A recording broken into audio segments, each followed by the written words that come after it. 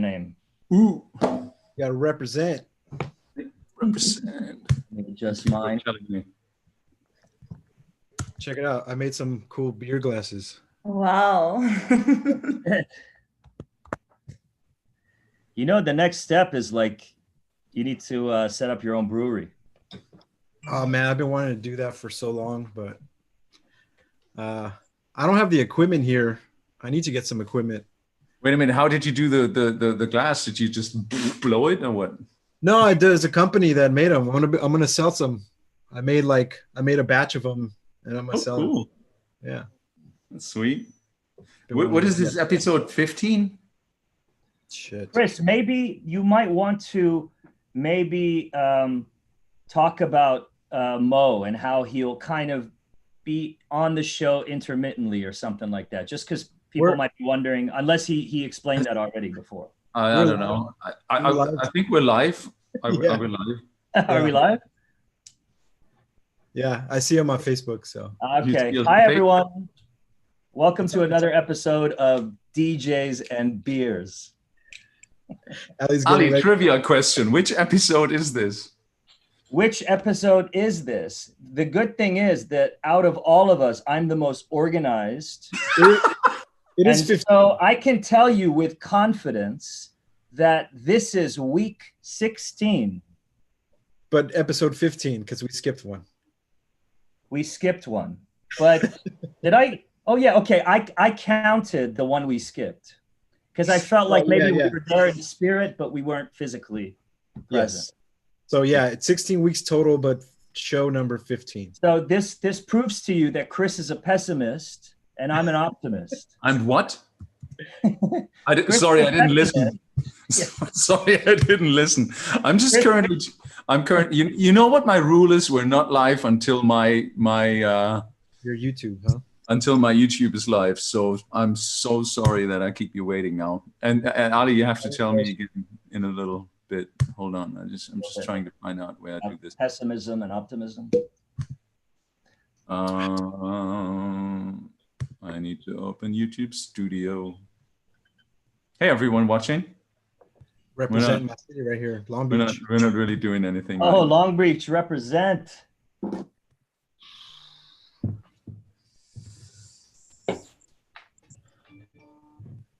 I need to go public. Mute my. There we are. Need to go public. And it's what? So Ali, we're getting back to this trivia question. What episode is this? This is episode, if you ask me, it's episode You're 16. so organized, so you should know. It's episode 16, but David rightfully pointed out that we actually skipped an episode. We skipped episode 11 count because I felt like even though we didn't physically do the show, we were kind of spiritually there. There in spirit, yes. And so what episode is this now? So 15. We are now on episode 16. We've done 16. Oh. No, we're on episode 15, dude. I just explained everything. Okay, never mind. I'm still trying to figure out Facebook. I think I've been trying to figure out Facebook since 13 years. I think the problem is you're wearing white and not black. And it's kind of, your wires are crossed as a result of that, you know? Hold on. What bottle you got there, Ali? So I am drinking, it's called Nami. It's a Mexican sake. It's made with Mexican rice and Mexican water. It's from Sinaloa, Culiacan. And I got turned on to this when I was in Tulum many, many years ago for the Noma pop-up in Tulum. That was interesting because I played the final live show of my hybrid tour, and I left straight from the gig to the airport and I flew straight to Tulum. It was like the longest journey ever, especially that drive after you land, you know, in Cancun airport. Oh yeah. And if I remember correctly, the dinner was maybe that same night. So it was quite a long journey. And I got turned on to this by the sommelier at the time. I can't remember the name. We're maybe live. of Noma, and it's mind-blowing sake. It's non-Japanese sake, and That's the best non-Japanese sake I think I've ever had. Is it like Mexico? Is it like champagne where you technically can't call it a sake if it's not made in Japan, or doesn't matter? No, it is sake, but it's not Japanese sake.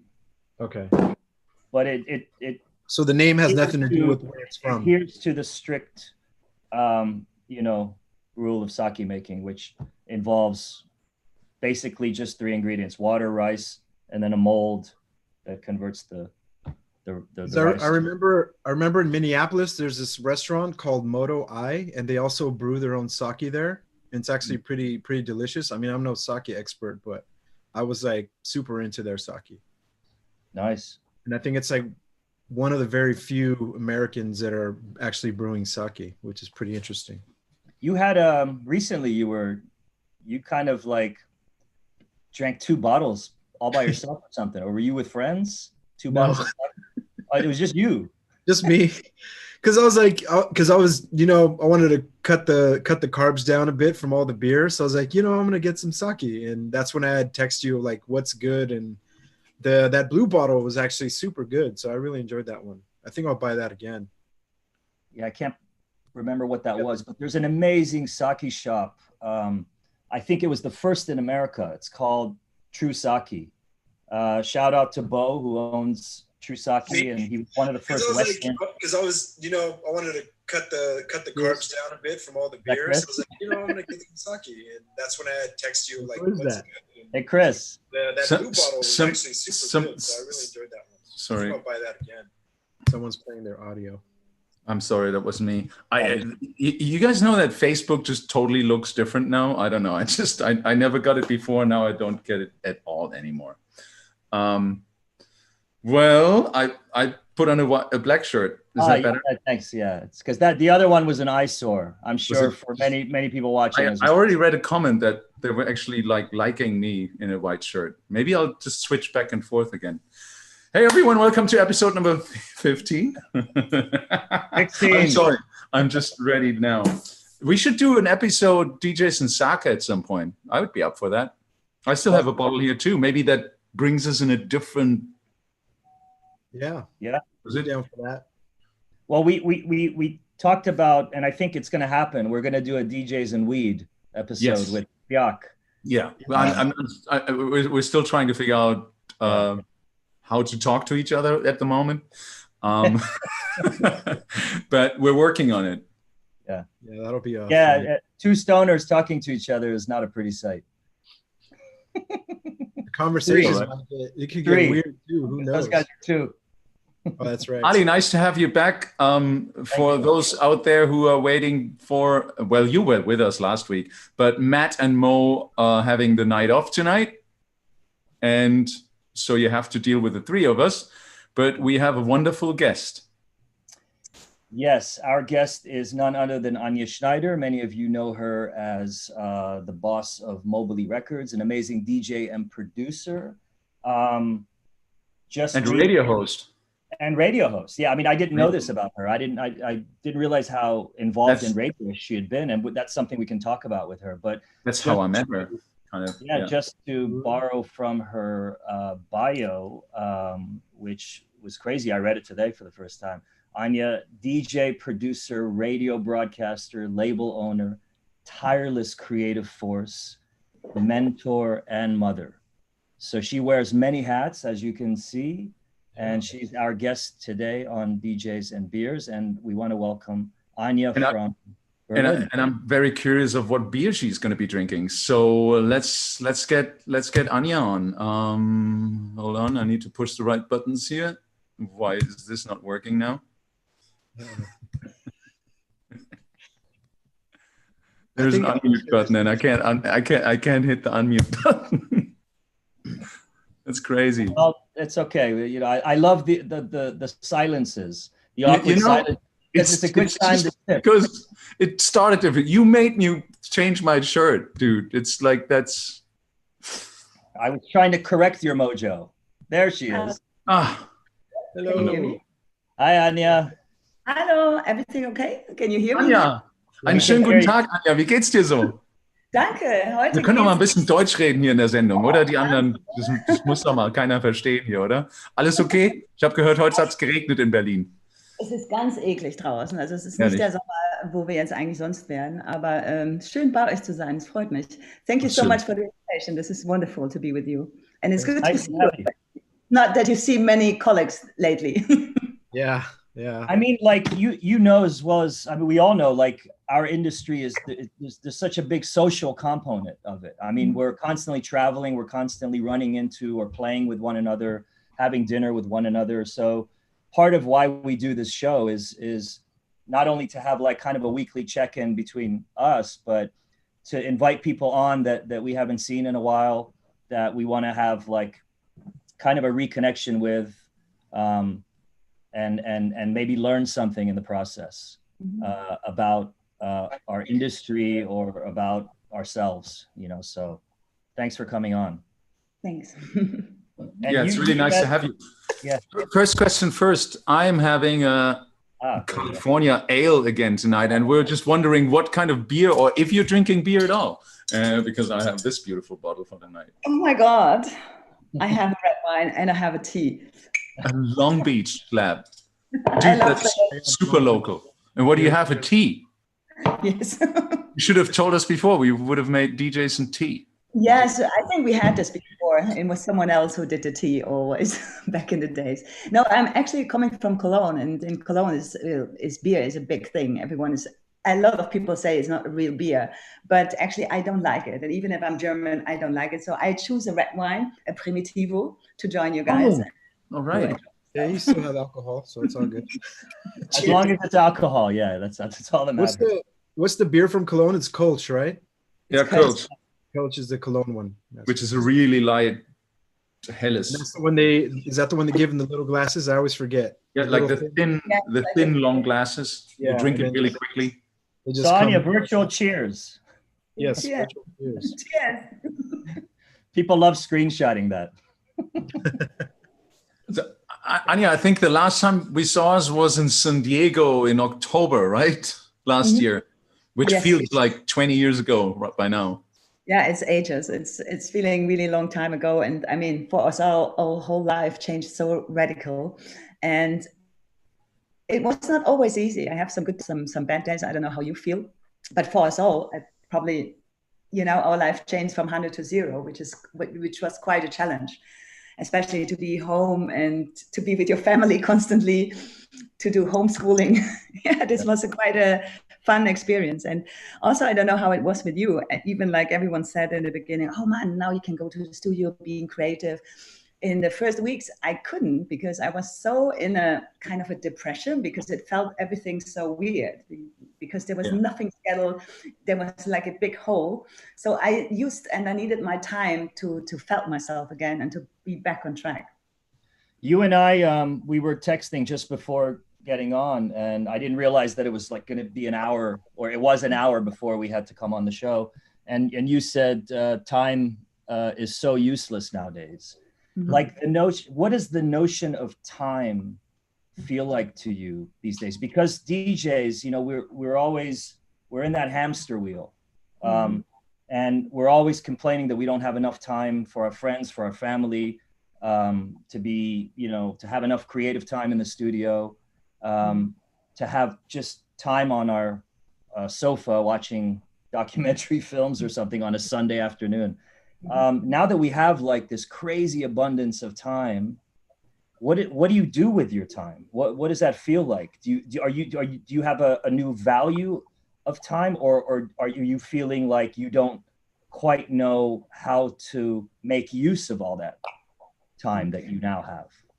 Time was not the biggest problem. The problem was, or not a problem, but the thing, what really scared me in the beginning was to be with yourself, you know, because you have so much time to think about yourself, to think about the values you had. And this was something what I had completely restart and to start to think all over. And time is now, I mean, thank God I still have some project and radio where time is still important. but just the time with yourself was for me quite a big challenge, and to find my new role in this, and there was nothing what you have to do. There was no schedule, and this was quite interesting. And nowadays I can't even think about, I'm for example, I'm going to sleep very early. So if I think about to get up at 3 o'clock or to 4 o'clock to play again, I think I can never ever do this again. I have no thinking about clue that. how I did it before. Yeah, it was last night. I went to a friend's house for dinner, and we finished dinner at like 9:30 in the evening. Finished at 9:30. Usually I'm sitting down at 9:30 or 10.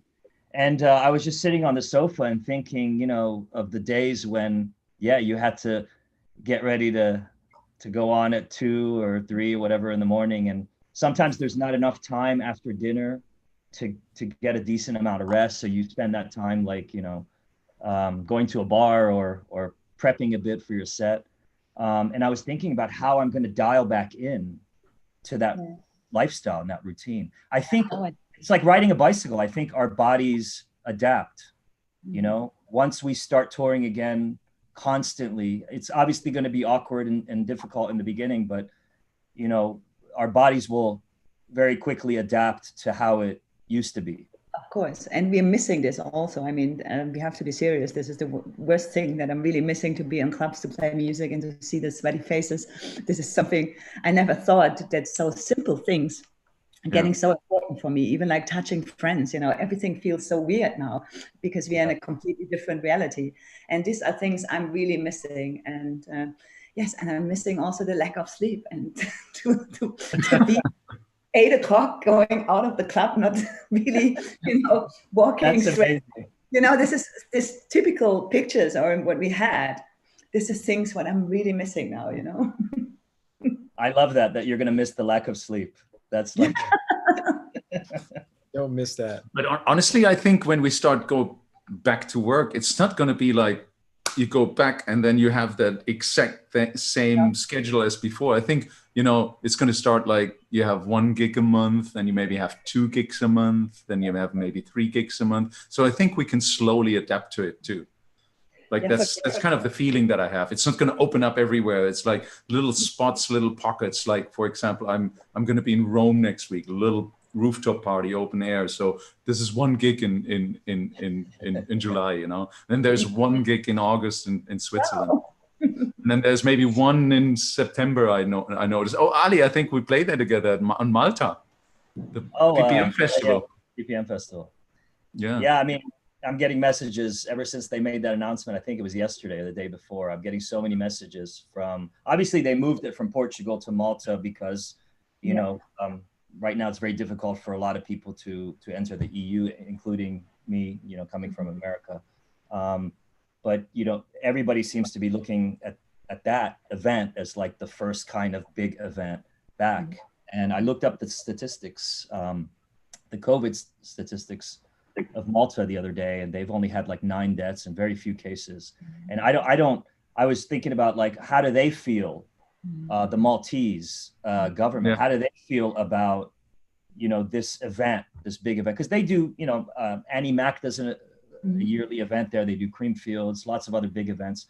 But this is the first one during COVID, where the rest of the world seems to be having a lot of difficulty, getting control of it and restarting the economy. And then they're kind of welcoming this event onto their island. And, what do they think is going to, like, what the end result is going to be of that, and are they okay with all these people coming? Was BPM always planned to be there, or did they move it because of what's it's usually in Portugal around that time. So they're moving it from Portugal to Malta. You never know, everything can change by hours now, which is really tragic and terrible, especially for us. So nothing is something what you can schedule or plan.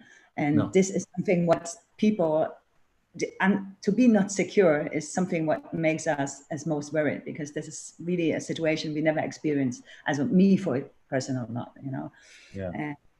And I'm sure there are going to be a lot of changings, and which could be interesting, but it's scary.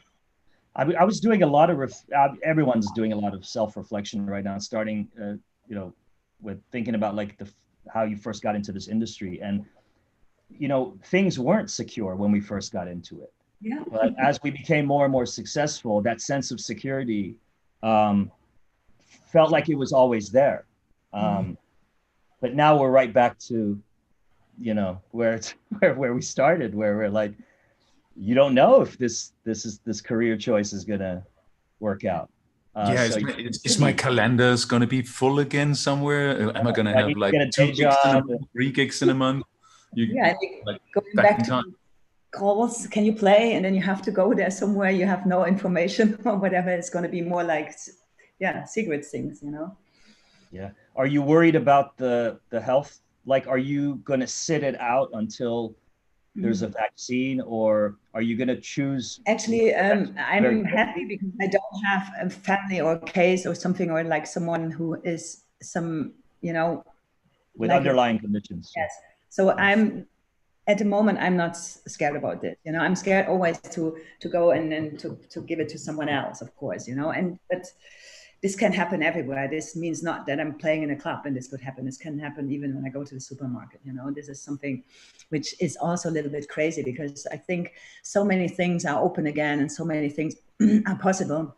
Why we can't have really good concerts and open some clubs again, because it's been too long. You can see this in the whole society, you know. People need to go out, especially here in Berlin. It's going crazy now, and I'm sure it's everywhere. It's the same, Frankfurt and also where you guys are. Oh yeah, you're. I wanted to talk to you about the. There's a certain, I don't know, thing that you're involved in. I just can't. A thing that. How do you call it? It's an organization. It's a association, actually. But before I wanted to ask you that, I wanted to actually know: did you ever meet David in person? Did you meet ever? I think it was in Miami. It was a mix party in Miami, yeah. Where you went to Color, where you played this amazing set, and yeah, of course, we played one party together. Yeah, and I think that was maybe the first or second time I met you. I can't remember. I think it was the first and only time, unfortunately. But now we have the. Okay, I had no idea, because I wanted to, before we get into this actual stuff, I wanted to get a little into like how you started off. And do you remember the first time that we met, Anja, actually? Yes, I think it was 2000, 2001. I don't want to name it, but you were still like in Germany, the biggest head of this certain. You had it's Freitagabend or something it was called, no? And we met during the Love Parade, because I was already into the radio, and I think I did a Love Radio. And actually, on a boat. Yes, on a boat, and I was playing, and yes. I that was that day when we met the first time, right? Because I remember that. Like 1-to-1. It was already in the 90s, because the boat I did in the 90s. But sorry. But that was the first time that we actually met, because I remember the boat and the party was going, and I had no idea where to go and how to find you, and it was like, I think pre-mobile phone kind of era. It was a great time, yeah. Yeah, but you were doing radio show back then already, like at Kiss FM, right? Was it back then?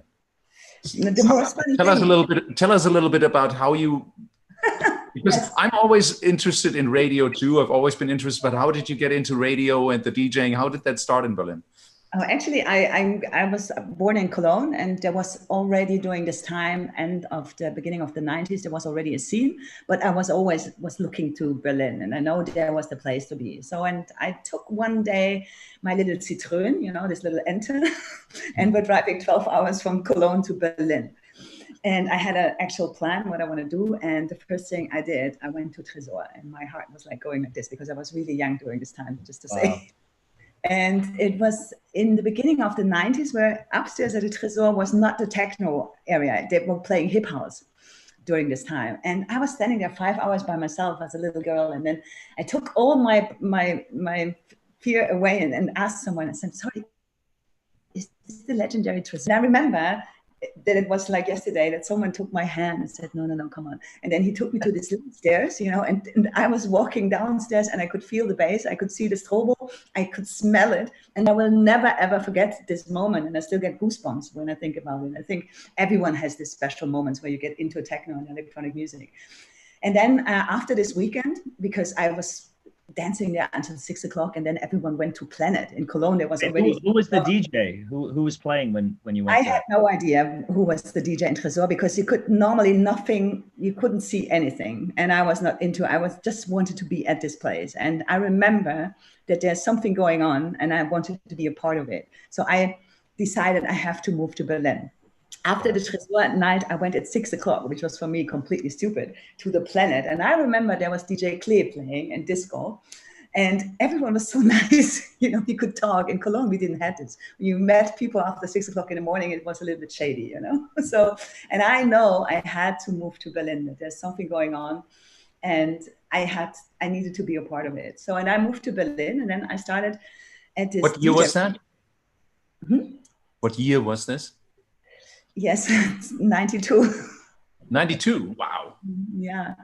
And so I can call myself a real Berliner now. And then I started really soon at a radio, which was Kiss FM, DJ radio, which was not terrestrial. So it was like a bunch of freaky people. And no one took us serious. And then there was this thing, the Love Parade happening. And we thought we have to do something during the Love Parade. And my idea was to go to all these clubs and broadcasting the whole night into the radio. So I went to Planet, to Ewerk, to Tresor. I said, hey, I'm Anja from Kiss FM. And they were at this time in Berlin kind of arrogant, like, oh, what this little girl from the radio wants to do, you know? And everyone denied me that we could broadcast the night. So I went home and said, oh my God, we have to do something by ourselves. So when I had a friend with this amazing boat, it's like a tourist boat. And I found this spot. And I had the idea, okay, we put this boat on there, we put all the radio things, a little DJ booths on, and we're starting Friday 6 o'clock until Monday 6 o'clock in the morning, 60 hours, every hour another DJ. And I put a little bit of a beach before the boat, and I put 10 beds where you normally rest for the friends of the DJs. And we started it, and it was broadcasted, and after 2 hours, there were already like 5,000 people, and then it was 10,000 people, there were 20,000 people. So. And I was new in Berlin. I didn't know anyone. And this party was like, I couldn't leave the boat. I was 60 hours there. I was like completely overwhelmed about all this. And everyone played there. Even like Richie Horton called me, said, I have to play there. So there was David Morales. It was crazy. I had no idea why everyone came. Also you. And after this weekend, everyone knows me in Berlin. And I was not really the nicest person, because the clubs were empty, because this party was for free. And the whole city was blocked, and the people were jumping out of the bridge. It was completely going out of the borders our expectations. And this is how I started radio. And then I worked there for a long time. And then I changed radio stations and became program manager. And then 2000, they asked me at Fritz, which is like a national radio, they asked me if I want to do my own show, because I'm so into techno and I was always planning this. And I thought, oh, why not? Could be nice. And during this time, radio was still a big thing. You have a lot of listeners. You remember this.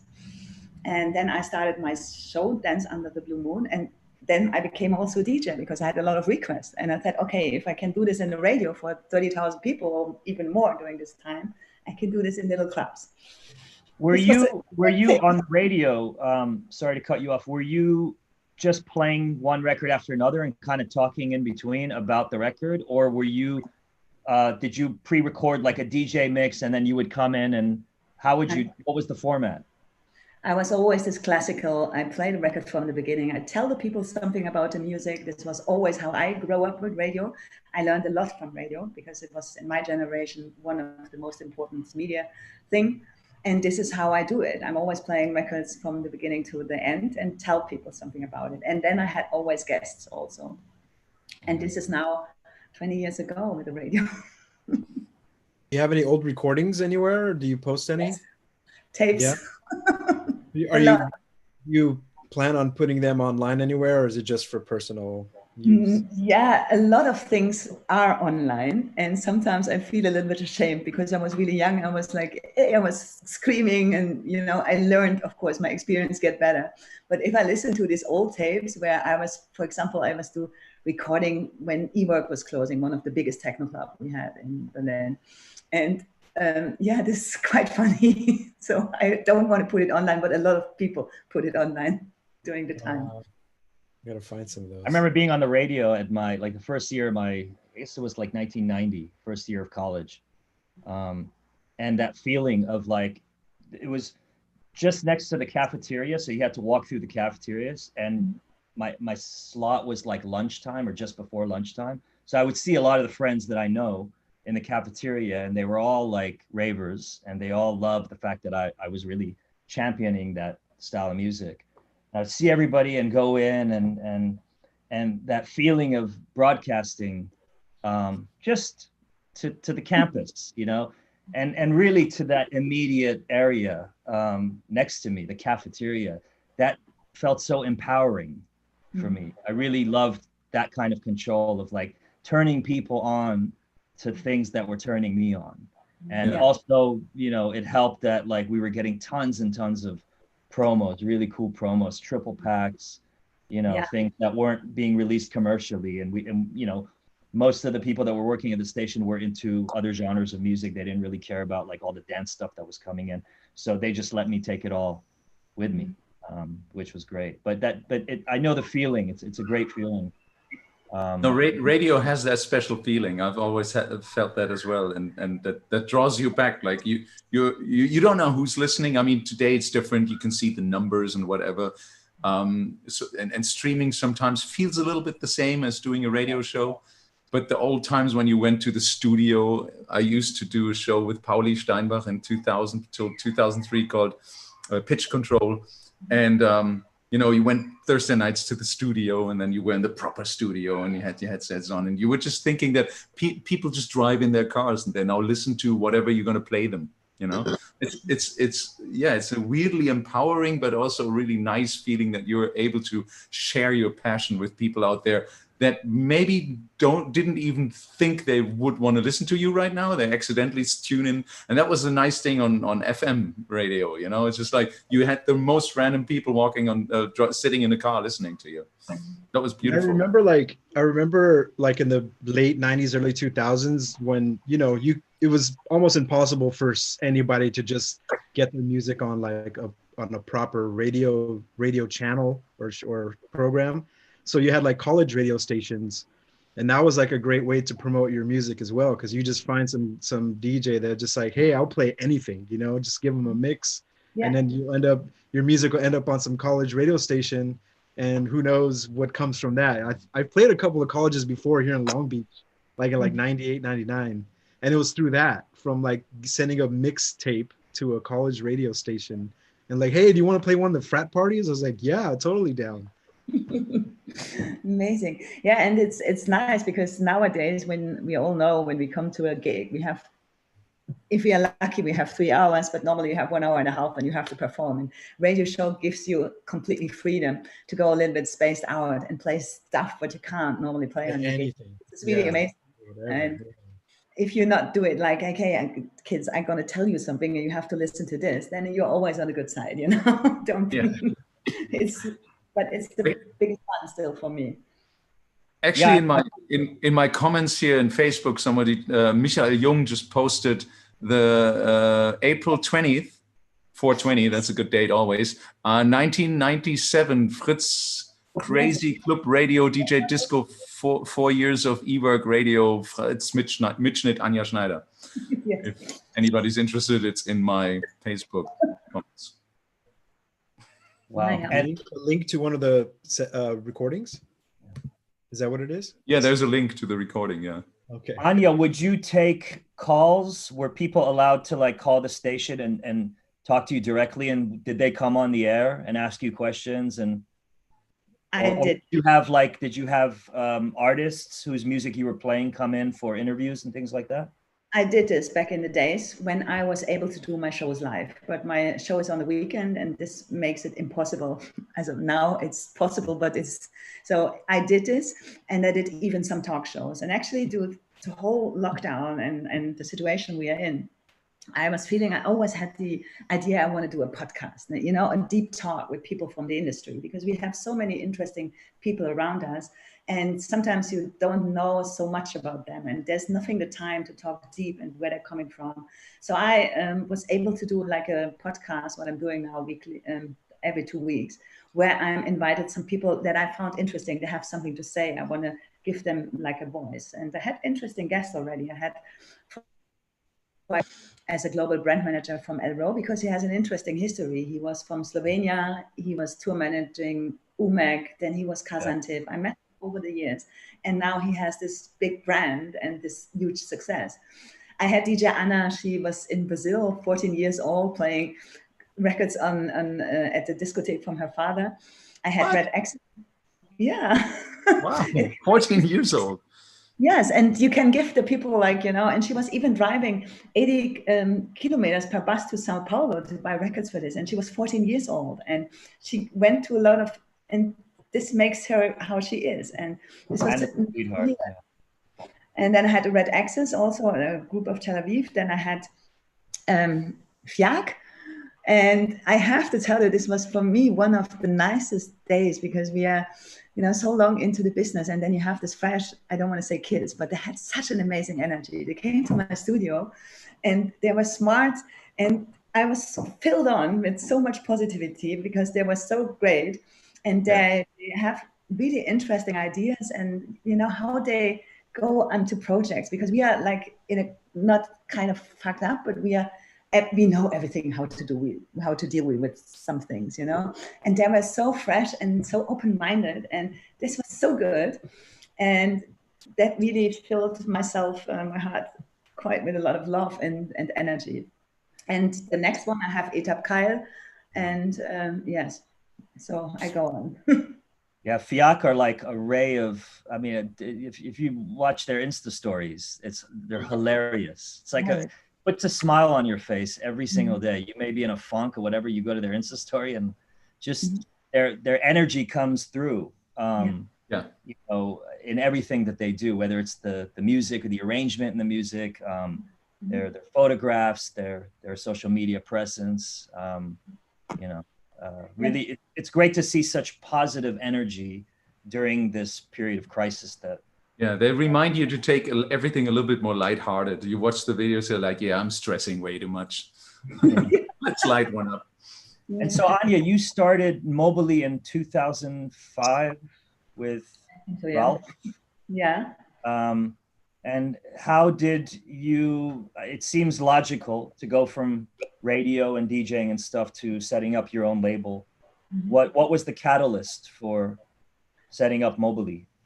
Because I was, for example, in my show, I was playing so many demos from young kids and people I liked. For example, also from Panpot. This is how we met. And then people came to me. By the way, Anja discovered Panpot. Yeah, that's how I discovered Panpot too, through Mobilee and Anja's. So, and then I got some offers from distributors. They're saying, hey, why you're not doing an own label? And actually, I was doing a compilation for the Love Radio. And I was like, hey, I had so many ideas also to do own tracks.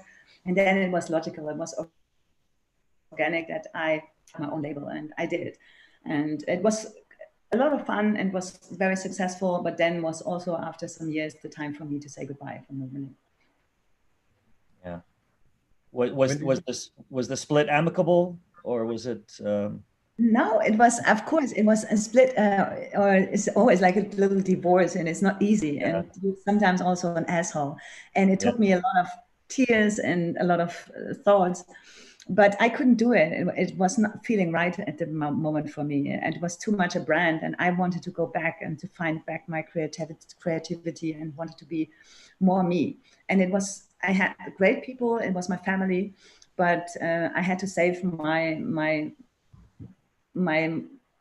soul somehow, and this is how I did this. And then I wanted to be free, which was also not easy, because when you're always traveling and you're always like, it was like a comfort zone, you always play once a month with your family, with all the friends, and there was always a gig, and suddenly you were completely alone, and not everyone liked this, that I left Mobilee, of course. And this was hard to deal with, but now I'm very happy and everyone understood, and we are all friends, and Ralph is doing is great. So, and there is no bad thought about it. That's literally exactly what my path was like. Word for word. Yeah, pretty much. Mm-hmm. We're in a better place, but it was quite difficult at the time. Mm-hmm. Yeah. Yeah. And well, how are you? Are you at all productive in the studio with your current label?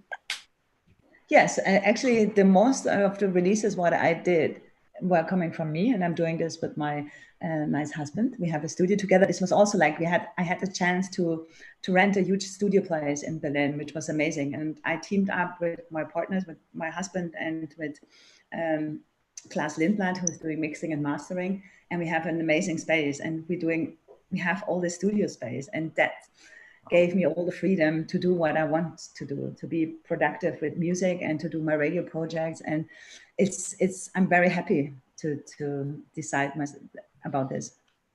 You mentioned at the top of the show having difficulty trying to be creative or come up with ideas or anything in the studio. What is that process like for you now that so much time has passed? I don't know. Yeah, but I think also the music, I have the feeling that the music will change, because something that is so emotional for us all will make some changes. And I could feel it. I was like really a little bit away. Going completely back into this break stuff, which I never thought, but all these 90s happiness songs, and makes me now, I need to hear this to get a smile on my face and get me back on track. And music is, now, of course, we are not doing music now for the dance floor because we don't have the possibility to play it. And this was always our big advantage. When we did a track, the next weekend we can test it. And this gives us a good opinion or good energy or not. And this is completely missing. And now we make music which stays maybe longer, hopefully, because all the dance music, it was always like a certain short time, which was sad because there was so amazing music out there. And not everyone has the chance really to listen to it. Everything was so high on the edge the whole life we had with music, with DJ gigs. And now I think it's coming also to more substance. And for me, I could feel I'm going completely in a different direction because I don't care anymore. Because like we said, time is something what is now different. And I didn't buy any clothes, for example. I was going to say something about that. Yes. Like, I didn't do my nails. Yeah. I have like the same 2 or 3 shirts that I've been rotating. So now I'm looking at my closet. The clothing industry is taking a big hit. Yeah. I'm like, did I really need all this stuff that I've accumulated over the years? I really don't. Yes, and I'm actually wearing T-shirts that I used to never wear. That I'm like digging into my drawer and pulling from the bottom. Like, how come I never wear this? So I'm like, this one, for instance, I bought this probably like 3 years ago. I've never worn it. So I put it on. Yeah. The clothing industry is taking a hit. I'm sure of that, especially from us DJs. Because everyone is also taking their wardrobe, and I found amazing clothes from back in it's like, wow. I never had an idea that I still have it, and because everyone organized the whole place probably and did paintings and learned cooking and stuff like this. So I think values we had, they are not really important anymore, which is sometimes good, and it's like self-reflecting. Here we're coming back to the topic. I mean, we're certainly out of our comfort zone right now. Just going back to what you said before about not being able to like test the material out in clubs. For all you guys, like, how important was that test, that club test? You're working in the studio during the week, and then you have some gigs coming up, and then you're going to be right back in the studio for Monday or Tuesday to finish tweaking whatever project you're working on. And then if it needs further tests, you'll do it. If you want to test in the car, you'll do that, whatever. But how important was like the club test? And how much did you guys rely on that? Or did you guys feel confident enough in your abilities as an engineer or mixed down engineer or whatever, that whatever it sounded like in the studio was how it was going to sound in a club, and there was no need for further testing? Who was first? David? Yeah. Well, I was fairly confident before getting into the club with my tracks because my stuff is so simple anyways. I know how to. Come on. Well, you know what I mean. Like I know how to tweak the kick and the bass to where I get it to sound good, and I know it's gonna work. But sometimes, you know, you build up a track with a little bit of a breakdown and some small changes, and then you're like, well, is this gonna work in the crowd, or is this gonna get the crowd hyped up a bit? Now, you know, you can't. There's no, you can't check that anymore. So I'm really not focusing so much on breakdowns. Now it's just like it's just gonna go straight forward for however long the DJ wants to play it, and they can cut out whenever they want it. So.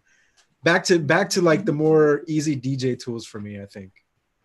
Do you guys feel like do you guys feel breakdown pressure? Like you're arranging, you start arranging, and it's, you know, you're like maybe 3 minutes in, and then you feel this kind of the breakdown reaper, you know, tapping you on the shoulder, going, I think it's time for a little, you know, yeah, you know, you gotta right here, you know, like do you feel that pressure? Like, because over the years with festival culture, and you know, everybody with their hands in the air and everybody waiting for that breakdown, do you feel the need to force, you know, multiple breakdowns in your tracks? That's actually such an interesting topic. It's funny when it comes to the sound. I'm actually the opposite to David. Although I think mixing down wise, I was always pretty okay. You still had times when you went to the club and played something where you felt like it would be good, and you're just like, whoa, what the fuck did I mix here? There's way too much bass, and it's just not the right frequency, and it doesn't work.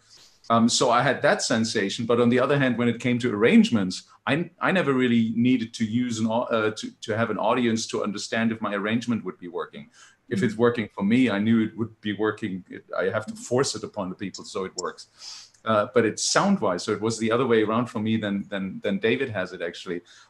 Even though, you know, because I think I always want to try something different sound-wise, and then you it's a hit and miss, and I think that's the beauty as well. And when it comes to those breaks, Ali, I think didn't we have that talk last week? No, wait a minute. There was another friend of mine, because Matt. You know, Matt has these 2 tracks he just did again, and they're just like 9-minute monsters again, yeah? And it's just essentially 5 or 6 sounds, yeah, that go from the beginning to the end. You're not bored 1 second. You wouldn't even need a break, and it's just like these 5 elements, and he makes them work together so amazingly. And while I'm sitting there, and I'm just like, after 3 minutes, something needs to happen. All right, do a break. Okay, what do I do now after the break? Oh, let's put on a hi-hat or another ride, maybe a snare, you know? And I think, Ali, we talked about this, like, I think weeks ago when you were sitting on a track where you wanted to have it like just running through. And I, you know, it's the beauty of music that we never really figure things out. And I'm sure that those people who are so experts in doing these long tracks, maybe David is also one of them, with like minimal changes, but it stays interesting all the time. They probably don't know what they're doing themselves. What do you think, Anja? But don't you think also? Don't you think that stems from your style of DJing too? Because you could make a breakdown whenever you want while you're DJing, versus like I play just on 2 or 3 decks and no effects. So the track needs to have the breakdown for me to make a breakdown. You know what I mean? Yeah, I know. Yeah. You know, you have you know, many elements in a track, and sometimes you want to break down to just kick and bass. And, you know, I mean, Chris and I, the way we play, we can kind of mimic that, but sometimes we have so many things going on that we don't think to do that. But what about you, Anja? What's your... I have to say, I feel sometimes the breakdown pressure, and I really love the tracks from Dave, for example, and I really admired them, but I couldn't have the nerves to leave this all go. So I always in the studio have the feeling, okay, there must something, the same like Chris said. So I really admire this, and it's the same with Matt, with Radio Slave. And this is great that we have this, and we have in Berlin other examples they can do this. But for me, it's always like a pressure, you know, but I try to let it go. And this is coming back to the topic before, is now the times that I don't have the pressure, because I don't have this dance floor and hands in the air picture in my mind when I'm in the studio, which allows me to go a little bit more crazy and to step out of my borders. Yeah. That's a good thing. Yeah. And it's also like, it's really hard to find those elements, those few elements that really work together and work together to a degree that you can, I mean, you know, that feeling of like you've before you even start arranging, you have this loopy vibe going and you can listen to it literally forever. That's when, you know, maybe you don't really need so many breakdowns, but you feel the breakdown pressure.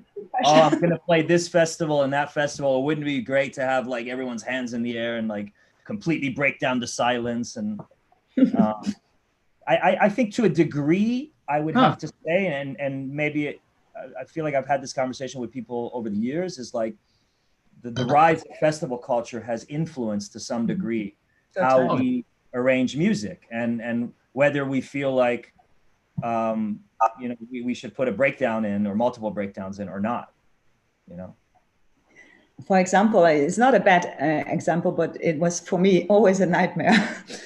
I played several times Elrow, and maybe you experienced this by yourself. And they have this production manager, and you play and you think, "Oh my God, I'm really going into it." And then this production manager turns up on the DJ. Okay, you have 1 minute 30 seconds, and then we need the show, and put a breakdown, and you're like, oh, completely stressed. 1 minute. That's real breakdown pressure. This is the pressure. Live breakdown pressure. I couldn't do it anymore. And it's got to be better, a good breakdown now, because the show is really amazing. It is working because then they made this amazing show, and you're standing there like, oh, scheiße, I have now this like hypnotic thing. Oh. You're absolutely right. Like the first time they said that to me, I felt I was sweating. I'm like, what's going to happen? And I heard everything about it. But like after it happened, now anytime I play Elrow, I know the potential for that to happen maybe 2 or 3 times during my set is there. And I got to have those records ready, you know. I see him every time when he's come up the stage. I have maybe 30 seconds. So I asked always before, but this is the biggest pressure I have at this party. But it's also fun. So a manager comes on stage and tells the DJ that you have to play a breakdown. I've never been to an Elrow party. I don't know. Yeah. Dude, it's the funniest thing. I didn't know it before too. I was playing, and then at some point, I think Juan came and he was like, in 5 minutes, really need a good breakdown. And then you're just like, what? Oh my God. Oh, a show. Oh, it better be a good breakdown then, right? Yeah, it better be a good breakdown. How long? And then you're trying to think like, oh my God, what track am I going to be best playing that the breakdown fits? And you're really, really feeling that pressure of like you have to deliver for the people, for the audience, for everyone. You know, you don't want to fuck up their show because they rehearsed that show like probably the whole day, and you're just like told, oh, by the way, you need to do a breakdown now. Oh. Is that when like first time that fireworks happen and stuff, or what's? Huh? Is that when like confetti and fireworks happen? What happens? Yeah. Like, that's stuff. It's like the first time I played, I didn't understand it because I was, you know, no. I was expecting the complete opposite. I was expecting like a dark club with amazing lights and all this other stuff. And you come into this room and the hours are all off and weird. And I think I was playing during the daytime and in the main room where they have the kind of roof open and the sun's coming in and it's really bright inside and colorful. And, you know, there's kind of circus characters, clowns and things like that, people in weird costumes on stilts, walking around through the crowd, acting goofy and funny and stuff. And it took one gig for me to understand Elrow. And after I understood it, I embraced it and it became something really fun and something to look forward to. But I was really battling. I was yelling, you know, at everyone like, you know, it's too bright. Where's the smoke? And like everything, like nothing was how I thought it would be or how it should be typically for techno music, you know, a techno kind of ambiance or atmosphere. But it works. Yeah. It's a great party. Because like how long is how long has Elrow been going on? It's for a long time, right? I don't know. I think so, yeah. Yeah, At some point, we'll get some Elrow, some of the guys, Juanito, whatever, from Elrow and on. I think it started as an after party club. Chris, you played there several times, I guess. You know, it was Sunday in Barcelona, and it was during the afternoon or something. Yeah? Yeah. And it was really, really big. I mean, Ali also played there. I think Yeah. we played once together, but this was like 7 or 8 or 10 years ago. You were Chris and me. Yeah, and Anja, your parties, your rooftop parties became, it was in the Diagonal area of Barcelona, I believe. It was the They Diagonal. became some of the hottest parties to get into because the capacity was quite limited, and it was on the rooftop of a hotel. And I know everybody, because I tried to get that space to do a party. Every label, everyone was trying to get that space, and you guys got in there early, and you did some sort of a deal with them where you were really, which was great because it was unique. You know, that rooftop was known for those legendary Mobilee parties. How did that come about? And that was all during Sonar in Barcelona. We found this hotel, and we found this hotel manager who really liked us. And we told him, okay, we're gonna make you more attractive, because he didn't have so much bookings. And then we started there, and we wanted to do a small party because we were scared during this time to make a big one. And we always wanted to have something outside, small capacity, and just to meet friends, you know, because we started always Thursday, and it was during these years where Thursday was already the time where everyone arrived, which was not already like 3 days before partying, you know. So, and it was like a welcome drink. And then we had so many artists, so we needed more days to let them play. And then everything became, you know, so fantastic. And because everyone wanted to live also in this whole hotel was like a completely rave palace, you know. In every room there was a after party going on, which was a little bit wild. But yeah, it was nice. And the small capacity, actually, we were one of the first facing now reality to have 120 people. Wow. And how did some of these artists that, I mean, you've been a tastemaker for a long time, having discovered Panpot, Maya Jane Cole, I was reading Nicole, Muda Bear, Solomon. Yeah, Solomon. Can you imagine Solomon was playing there? Yeah. I don't know how many years it is. No one knows about Solomon, and he came there. You know, Solomon, like a bear of a man, and Hush, and they were wearing this tiny shorts. You know, I never saw this. It was even, and had no idea. And we were like, oh my God, what this guy's from Hamburg doing here? And then suddenly he blows up so much, which was quite interesting. And yeah, when I remember all these times back, it was great, and everyone who played there and came. Yeah, but Solomon, this was really fantastic. What was it about these artists? Maybe for the up and coming artists that are tuning in, like what was it about these artists that turned you onto their music? You know, and what did you see in them that you didn't see in others that you were getting demos from or that were reaching out to you? As Solomon, I know quite long from Hamburg, because he had already this little club, this Ego, where he had a studio with stimming up on the first floor. So he was just a normal artist friend, you know. I couldn't see that there was like an outstanding career coming, you know, back in the days. It was just a friend. And Maya Jane Coles, I discovered back in the days because I heard a track from her which was not on the top, and I really always admire when girls coming, and it was during this time we didn't have so many girls on the scene, and she was for me like, wow, her production style, and she was already going different ways, more dubby, you know, trying things with singers where during this time it was not so popular to use vocalists and stuff like this, and this is how I discover her, and she is for me still like an amazing talent. Did you always have a certain direction for your label? No, it's back in the days with Mobilee, it had to be danceable and had to make me happy, and it has to move my hips somehow, because when I move my hips, then I'm laughing, which is good. And now I be a little bit more, because I don't want to have like this big family thing again. But for my new label, Zeus Music, I had already. I work with Markus Sukut because I find him an amazing producer. I love his tracks, even if he is going more into more Detroit slowly directions. But I love his productions. He's for me an amazing producer. But it's like a different story than Mobilee. I don't want to have like this artist label where we play parties and I have to take care of them. So that allows a lot of responsibility, yeah. To make these things. And then I have a next record with the Zubadeon guys, which I have to say I discovered them through Matt, and I love them. It's an Italian duo. They're doing really Detroit stuff, but they interpreted it in a new way, and they're amazing. They're young, they're fresh, and I love them. It's not like something what you say, oh my God, it's going to be in the charts top 10, but now I have the freedom to do this because I love it, and yeah, this makes me more happy. And then I do quite a lot of stuff for myself. So how does a young producer get their music to you? Like what platform do they use? Or because for me it's always been very difficult to answer that question.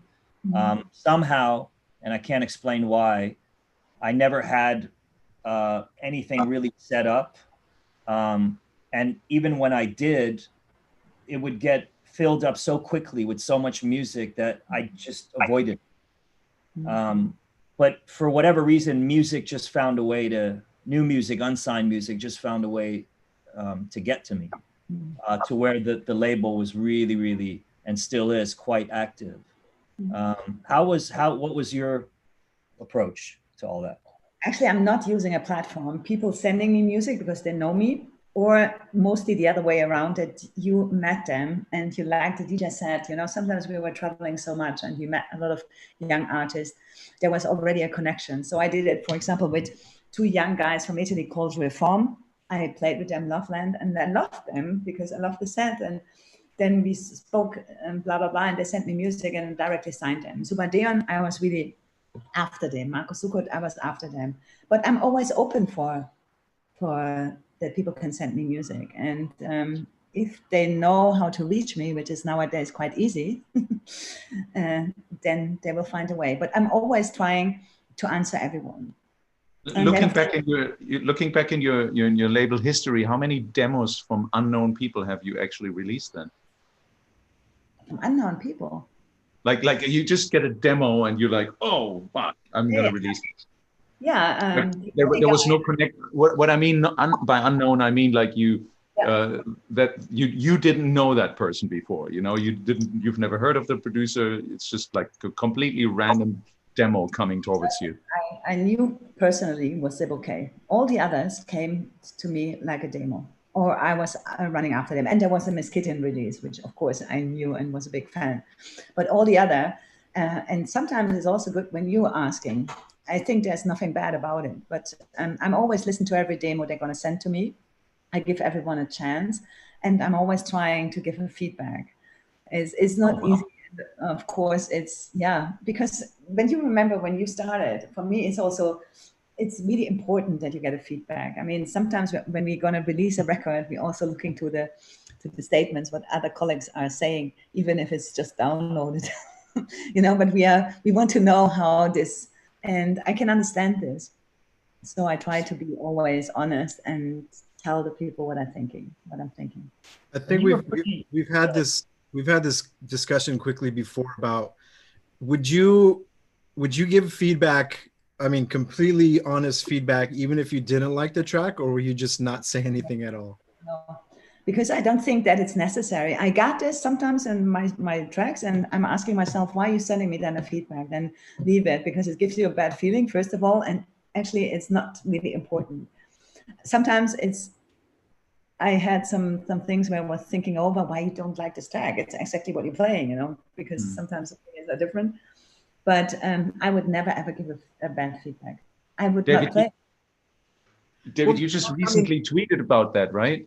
Yeah, I mean, it's not necessarily me saying like, oh, this track is shit or anything like that, but just like, you know what, it's not for me, or I just, you know, I wasn't feeling it. But some people believe that, hey, well, you should, if you don't like it, just don't even say anything. Yeah. You know what I mean? That's my point. And how I feel like maybe, especially the artist that's coming up, maybe they need that a little bit. Not everyone just saying, hey, it sounds great. not the negative, but they need a little bit of honesty at least. I think with my A&R style, like if I feel like there's potential, then that's exactly what I do. I do A&R. Sometimes with some artists who have, you know, given a platform via the label, it takes months, you know, 3, 4, 5 months of me constantly, you know, chiming in with you know, their how they're progressing as producers, or maybe I see certain qualities in that demo that they've sent me that have real potential, and I'm working with them to try to get them not to like make the changes that I want them to make, but like see the point that I'm trying to make, so that they become like better equipped at that actually brings up to my, I was going to ask this at some, I mean, anybody can answer this too, but like, do any of you guys have any young producers that you're kind of working with that never really released anything, you're kind of mentoring, or maybe not even mentoring, just helping them out with their music and, you know, trying to point them in the right direction? Actually, yeah, I do. When I still used to run my label, I did it like Ali does it. You know, we're just like, I met young people, they're sending me demos, and I'm just like trying. But I only did this, and probably everyone else like does it like this too. When you see some sort of like promise in there, like your potential in there, and then you try to guide that person a little bit. Yeah, try it a little bit this way, and then you get there. But even not having a label, I say hi to Frankie. He's probably watching, a young producer from Manchester, who I met on my last album release tour. And he was super curious about everything. And he was one of the last guys standing there when I did like some in-store presentation. And I found this like really interesting.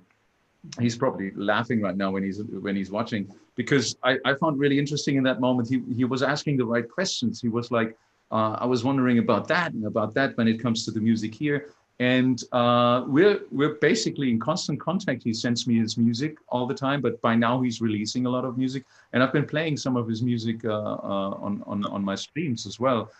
So there's a constant thing going on. Also here in Frankfurt, I have some people that I talk to, but that's kind of really what I miss running a label. You know, I think that's a great thing when you run a label and you can guide someone towards a common goal, you know, to have the best release possible, kind of. But why you're not doing it? I'm actually just starting to think about to restart CLR. CLR again. I remember, Chris, remember when you were in DC and we had dinner together before your show.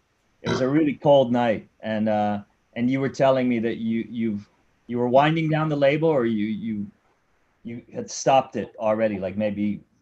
That was end of 2014, yeah, when I winded it down, and now I feel like I want to wind it back up, but I first have to finish my next album because I'm in the studio. Going, by the way?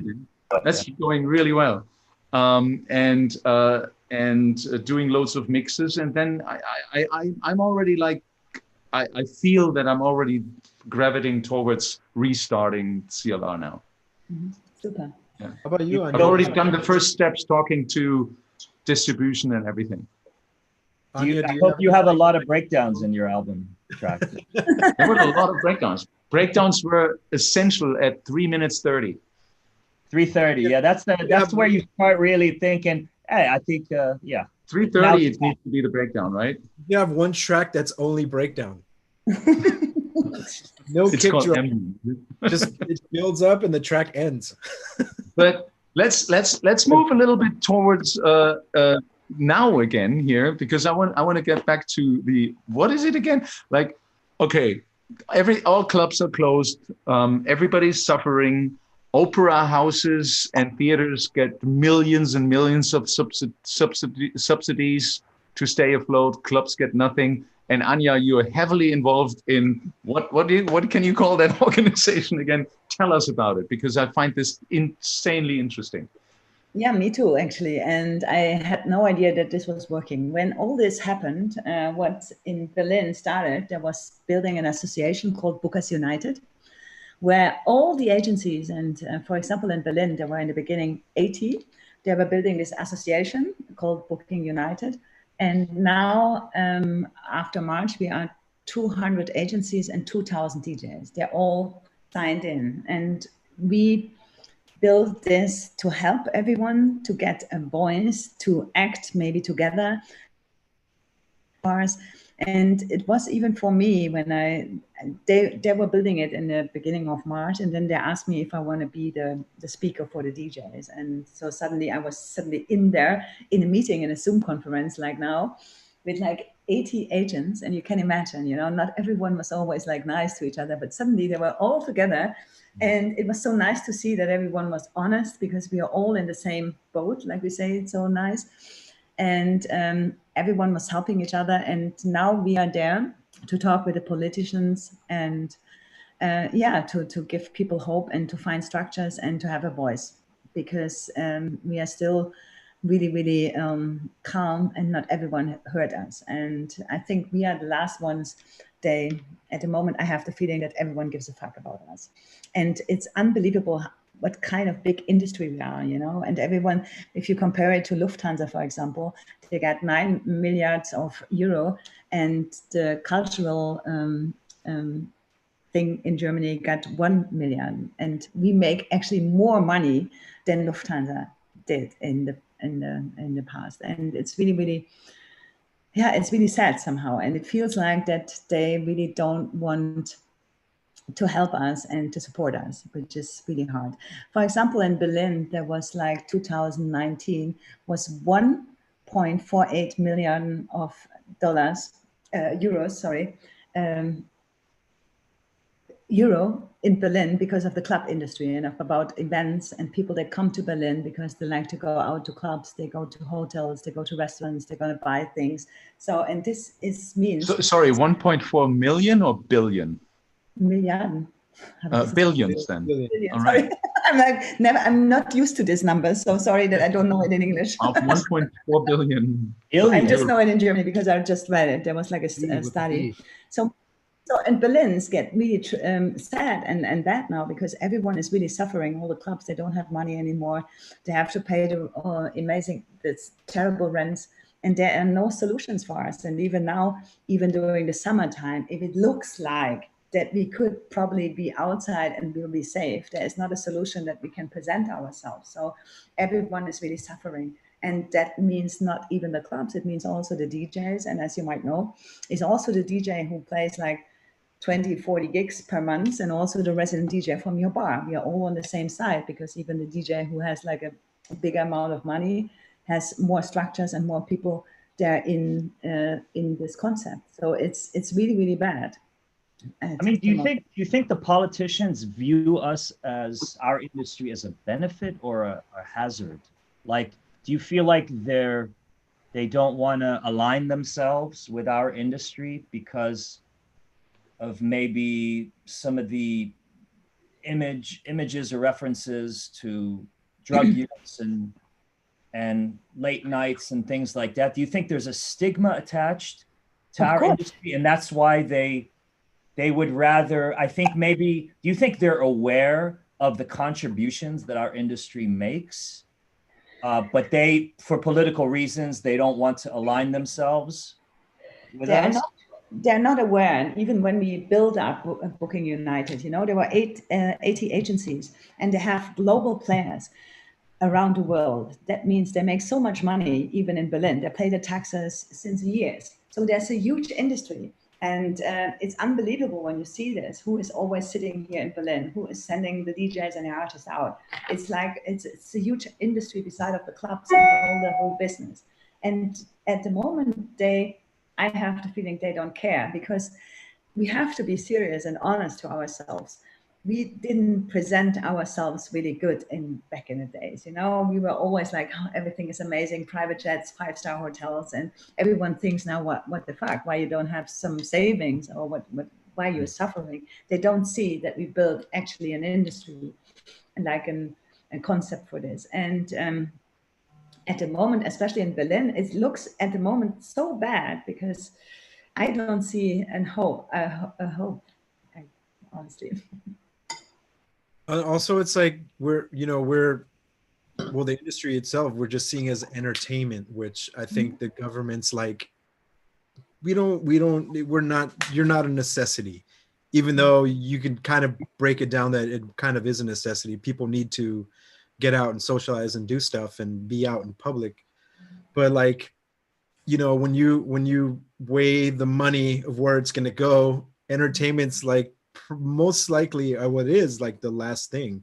And it's not even just DJs, it's like concert halls and movie theaters and comedy shows and all that stuff. So there's like they could wait a little bit longer, even though we're just like anybody else. We pay our taxes, we suffer just like anybody else that works at a job that got laid off.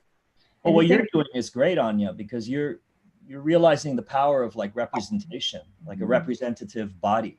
I don't know, has anyone reached out to you guys besides you, Anja, to be a part of some new organization that could exert some influence, like not only discuss our industry and how the benefits to the economy that it brings, but to just represent our industry? Has anyone reached out to you guys? Like I don't see a lot of people getting together in the same way that all these bookers and artists got together for this organization that Anja's a part of.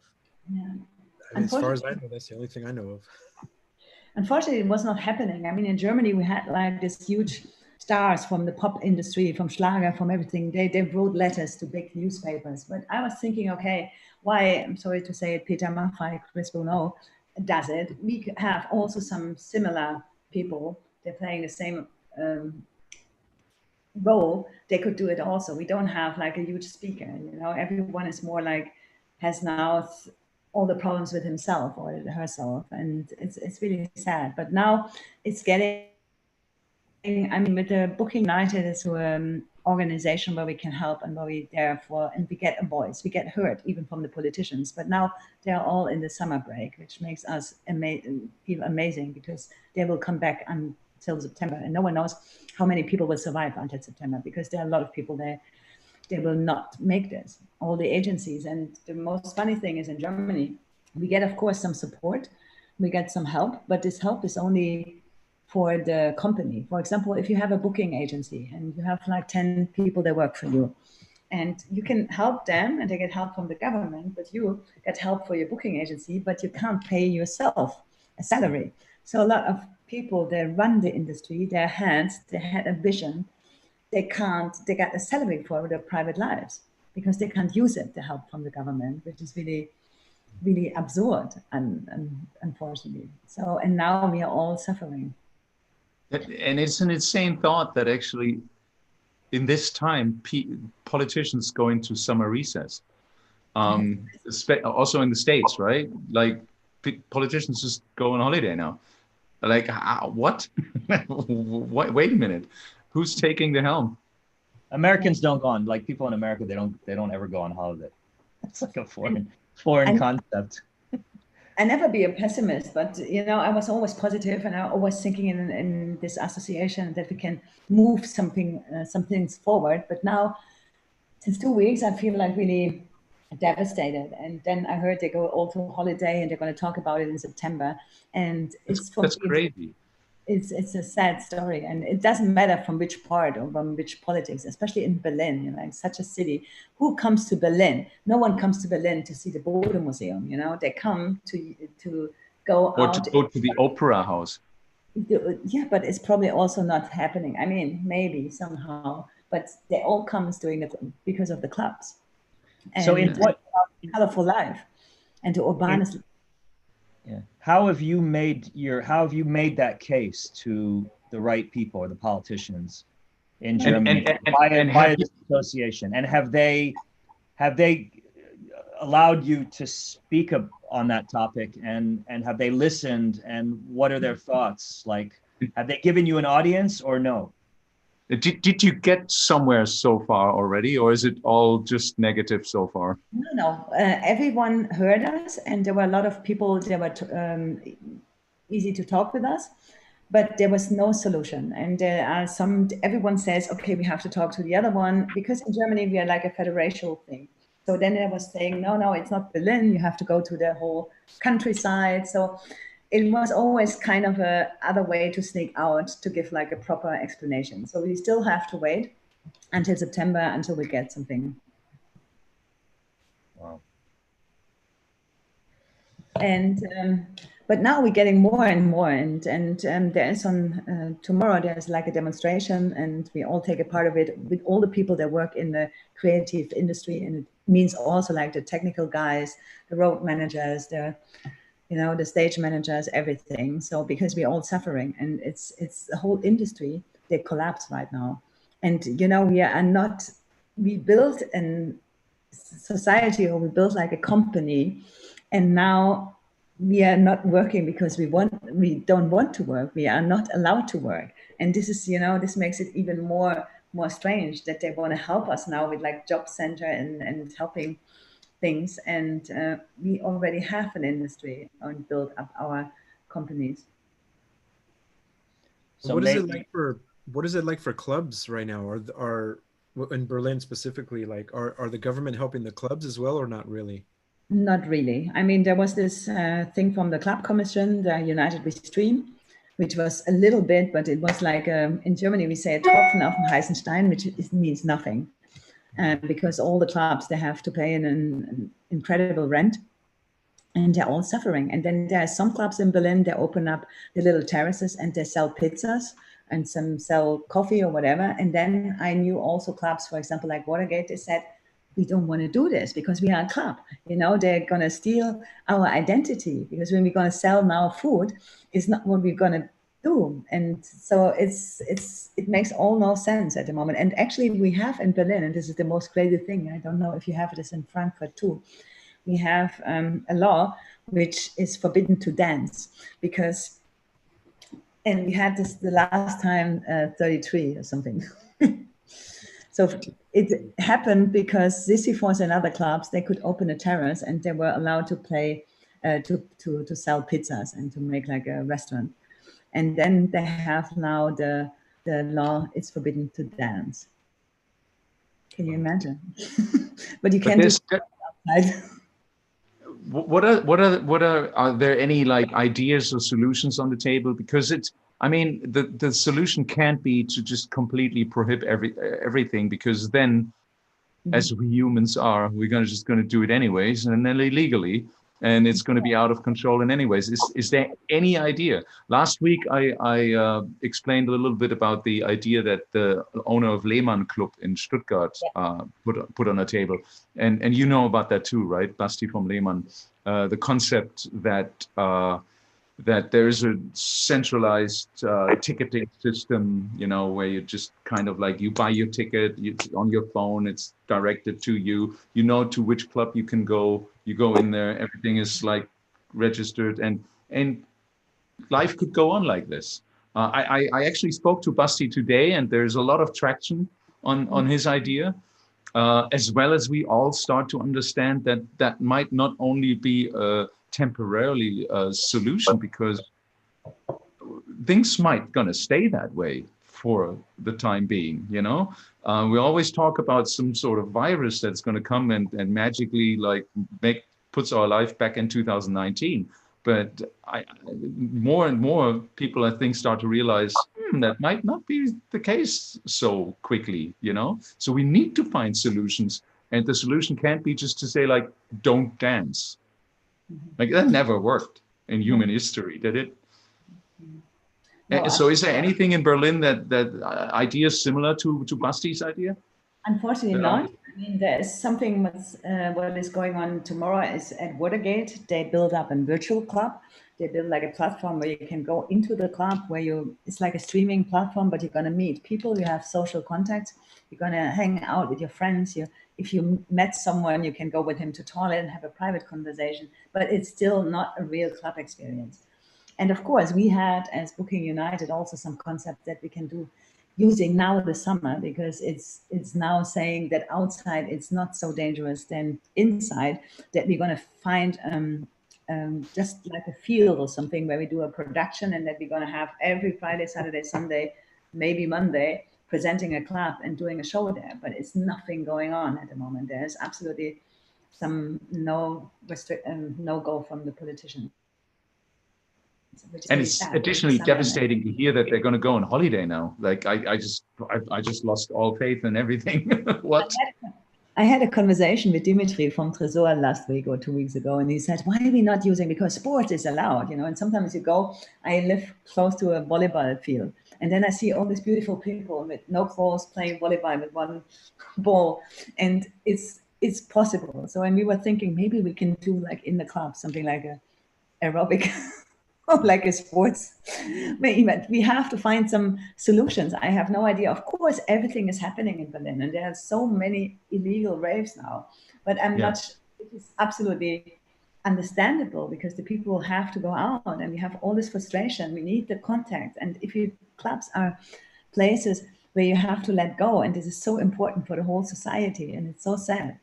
So of course, people are gonna find their way to express. I mean, maybe there needs to be like global dialogue on from industry leaders and everyone who goes out. Like how can we safely put on an event until there's a vaccine? Like what protocols I'm just thinking out loud about this. What protocols like would have to be in place that can be standardized and applied to wherever you are in the world, whatever event type you're going to do, whether it's a festival or a club or whatever, you know, whether it's temperature checks, like and everything having to be enforced and mandatory. And we all agree that in order to be able to go back out and do events and for our industry to get started again, these are the protocols that would have to be initiated. Like, why are we so, as an industry, so focused on like, you know, streaming and doing virtual streams and things like that, and not enough on, okay, well, let's have, you know, as much internal dialogue as we need, as much brainstorm sessions as we need to come up with some great ideas. Because collectively, as a global industry, I feel like we can come up with some incredible ideas. So why is our focus more on, you know, doing this weekend streams, me included? Absolutely. And instead of just engaging with one another, trying to come up with solutions so that we don't have to have, you know, we don't have to stream alone from our studio or bedroom or whatever. No, absolutely. I mean, I would argue you can chew gum and walk at the same time, so you can still do the streams, but have that conversation. Some people can't, Chris. I'm just defending the streaming here. I mean, the streams are just like having something out there to showcase. But that feels like, it feels like with the streams, like people are really trying and spending a lot of money on trying to create this virtual experience. But why not put? Do you think so? I don't really think so, because you cannot compare the streaming with the clubbing. I think the streaming was never meant to be a substitute for the clubbing. Never, ever. Just a temporary relief sort of effort, you know. But honestly, looking at the USA right now, do you think that in the US you would be able to get any dialogue going about anything? Not even to mention about club stuff? Not with the current administration or our, you know, elected leaders, because everything is so politicized in America. Yeah. I mean, it's so like you're on this side or that side, you know, like you wear a mask, you are a leftist. You don't wear a mask, you're a patriot, right? Exactly. Wow. How do you it's just like it's such a split where, you know, like I said before, entertainment, like we're the last thing on people's minds. Even comedy clubs, you know, and comedy is a big thing in the States, and you have lots of huge comedians and huge clubs that are really big for that, and they're struggling as well. There's no help for them. Yeah, absolutely. For example, I mean, we were lucky in Europe, or we are lucky that some spots are open, and we were all looking to Switzerland, like, oh wow, they're the first one, especially Switzerland when we're talking about Europe. So, and now they had like 1 case or 4 cases on a little party, and they call it spreader events. It's all in the media. And then we have in Germany all these cases with the meat industry where there are like thousands of people, under terrible conditions, they got involved with the virus. And this is so, this is how media is like working at the moment. It's really like, oh, the parties, because it's happened at the parties. It was not happening at the theater or at the supermarket.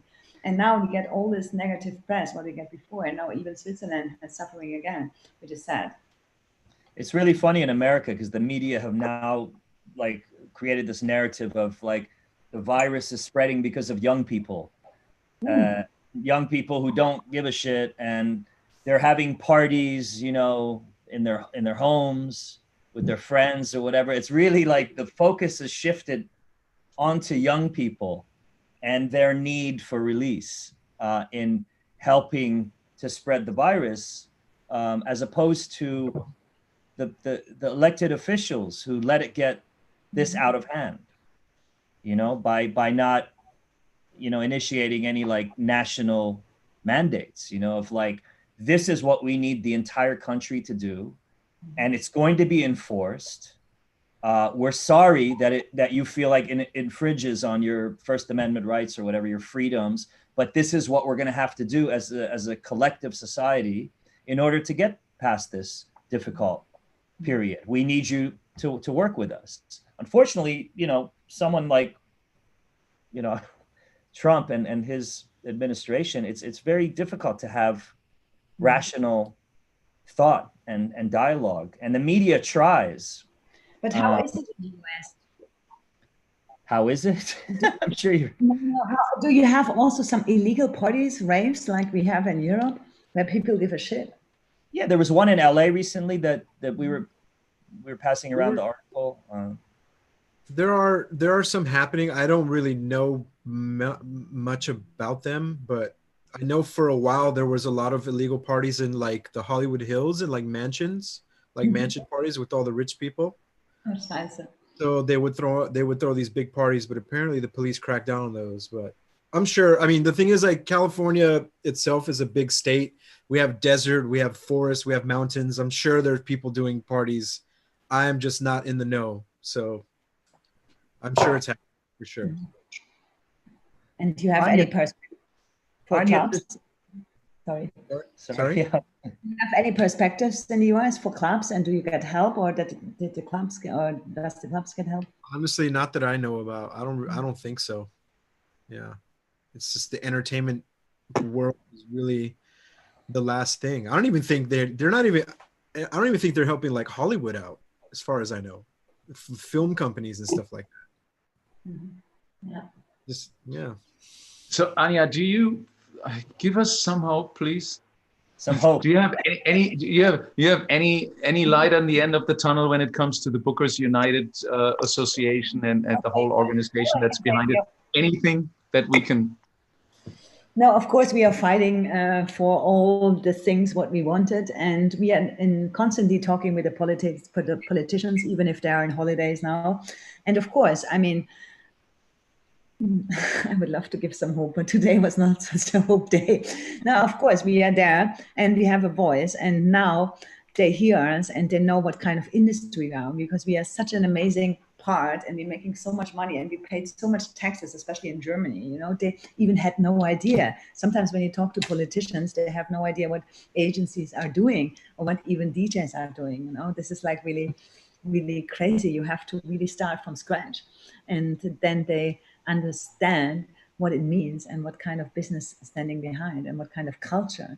And for me, the most important thing is to save our culture, and that means we all have to change. We all have to work somehow together. And of course, when it's getting better, we have to take the phone in our hand and call our club and say, hey, how can we help each other? How we can support each other? I think all the structures we lived in with like big agencies, travel, blah blah blah, fees, they are all now not really happening anymore, because it's more important that we're going to help each other. And I mean, of course, I think we have to help the venues and the promoters, because there might not be anywhere that we can play as DJs.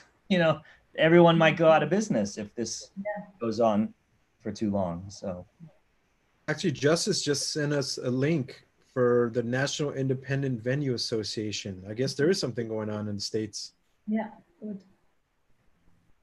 $8.9 billion revenue. I mean, it's a lot of money. It's something definitely not to be overlooked. I don't think people realize. Arts and culture contributed 877.8 billion to the national gross domestic product. Wow. I mean, that's not a small chunk of change. I just don't understand why. I don't know. I mean, I hate to point fingers, but I know in the States, really, this administration just does not give a shit about the arts. Like, they don't care about that. It's all about working and family, and just like arts it's definitely not a right wing thing that's supported for sure. What would be your world without art? Can you imagine? That's the thing, is that people don't realize all the small things in our daily lives that are based on art, even if just because it's not a painting on the wall from Picasso, you know, it's like all these little things that, you know, our phones, this is a work of art. People don't realize it. It's technology, but there's people that thought about this, and it's a part of our everyday lives, you know. And yeah, people think art and they just think of it being like the opera or it being a painting or a museum. There's so much more to art beyond that. I mean, money is the thing, and that's how some German politicians, when I spoke to Basti yesterday, said like they started to realize how much money they're losing right now on tax revenues from clubs and bars and nightlife in Baden-Württemberg, which is the state where Stuttgart is in. He said some numbers and they were insanely high. I can't remember them exactly, but isn't that the key for pushing those politicians in Berlin as well a little bit? Of course. I mean, just compare Stuttgart. Don't they notice it by now? Like, wait a minute, where's all the money? Yeah, but of course I didn't notice it. But I'm not in directly contact with the politicians, but we still have a voice and we get heard. But there is no solution at the moment. I mean, some clubs they get like help, but most of the clubs they did an own fundraising promotion, and it was okay for a while. But now we need to be more louder and to be more heard. Huh. So what does the next year look like for you, Anja? Like what are your thoughts on the next? I think we covered that in the beginning, that we can't even look further than a day right now, right? No, this is the really crazy thing. I have the feeling I'm trying to steer us into a hopeful war somehow, you know? I'm feeling that I'm in a war with someone I can't see. And there is nothing what I could do at the moment, you know?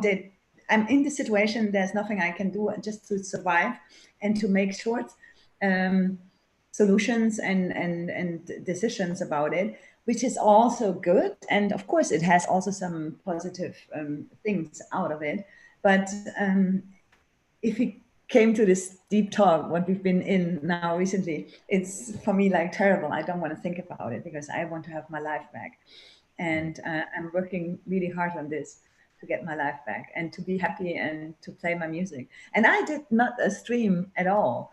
I have to play tomorrow for the first time. I go to this virtual club in Watergate, and actually I have to tell you something. I'm so fucking nervous because I didn't do this in 5 months.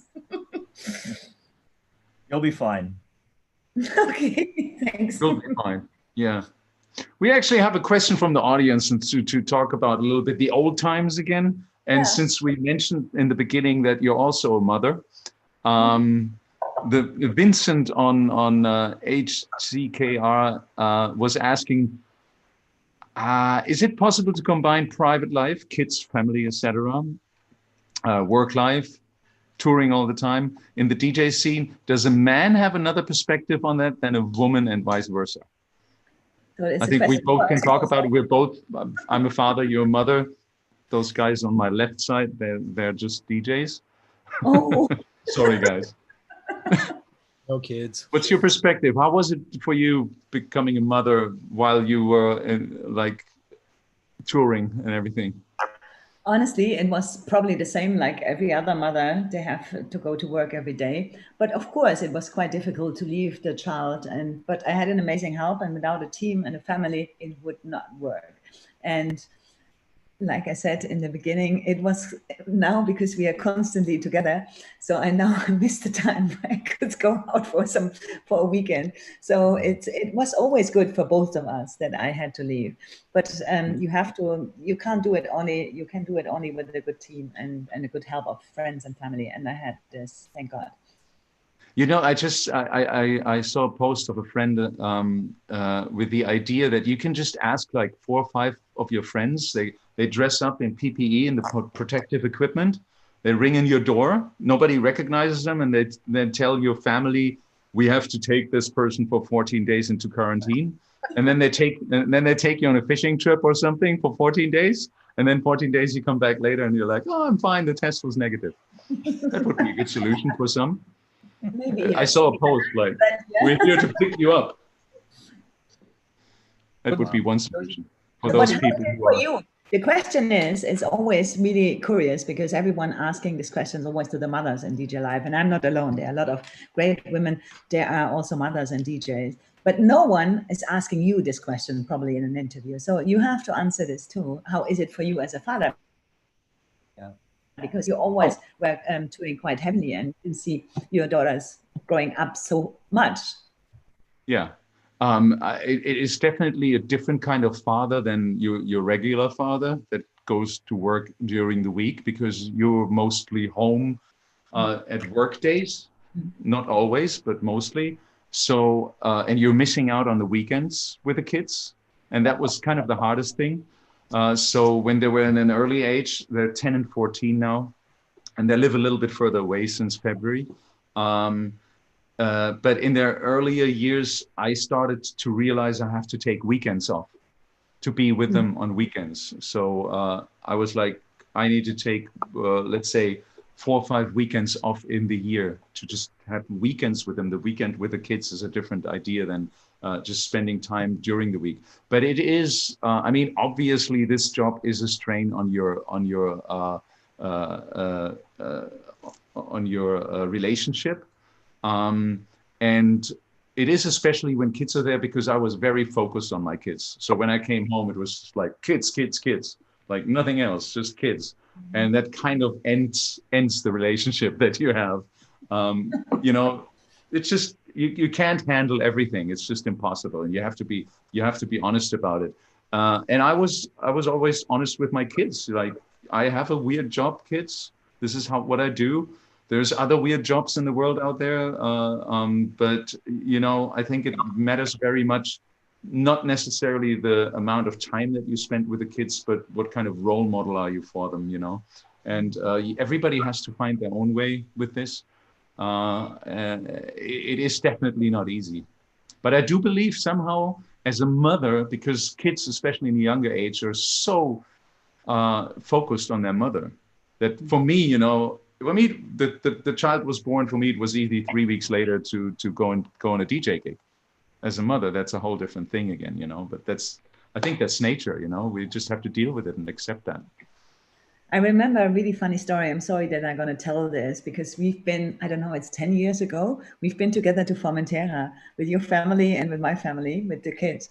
And your daughters were much younger. And we went to a nice restaurant, and then we were playing at the beach, and there were suddenly some Italian fans coming, and they were taking pictures of you and your daughters. They were really young. They were looking at me like, why? They're going to take a picture of my dad. And I explained them, yeah, he's kind of famous, and you know, and of course they know, but they find it still strange, and they were not impressed. Same like my son is not impressed. He sees videos of myself. He's like, oh, Mom, I'm really not dancing. This is so embarrassing.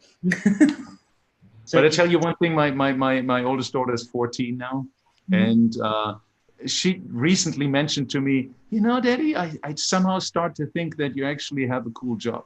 Oh, wow. When I look at all the other fathers of my friends. Yeah, I was going to ask like how they view you compared to like their friends' fathers, you know, who maybe are the same age but look a lot older and are a bit more square, and you know, you wear black and you go off exotic locations on the weekends, playing music for thousands of people, well into the morning, and then come back home to be with them. Like, do they value that you're a cool, or do they view you as a cool father, or Anja, you as a cool mom?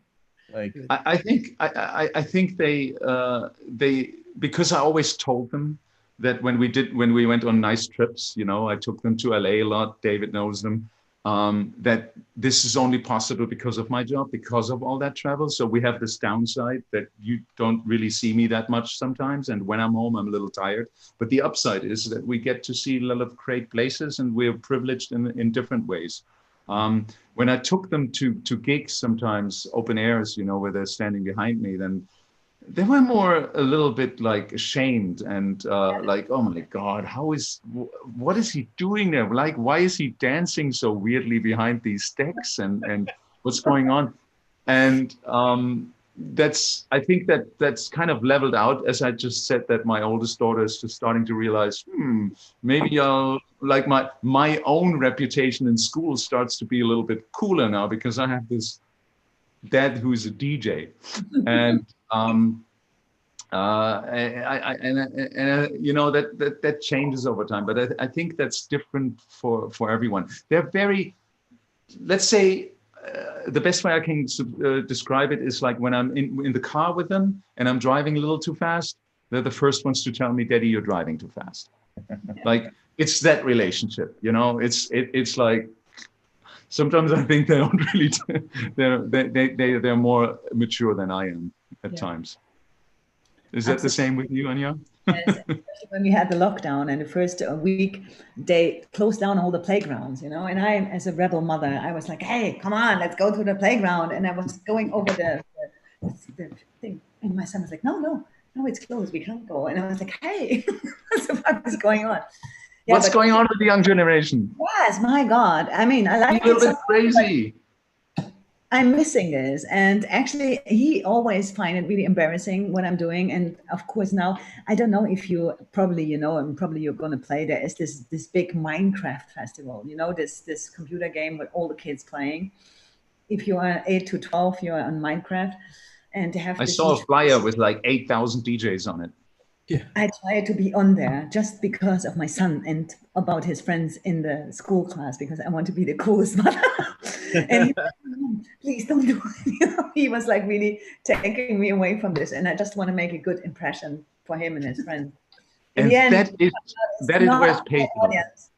It's not my thing. So, okay, I agree. But I find it 1 minute really cool to be like, hey, my mom plays at Minecraft.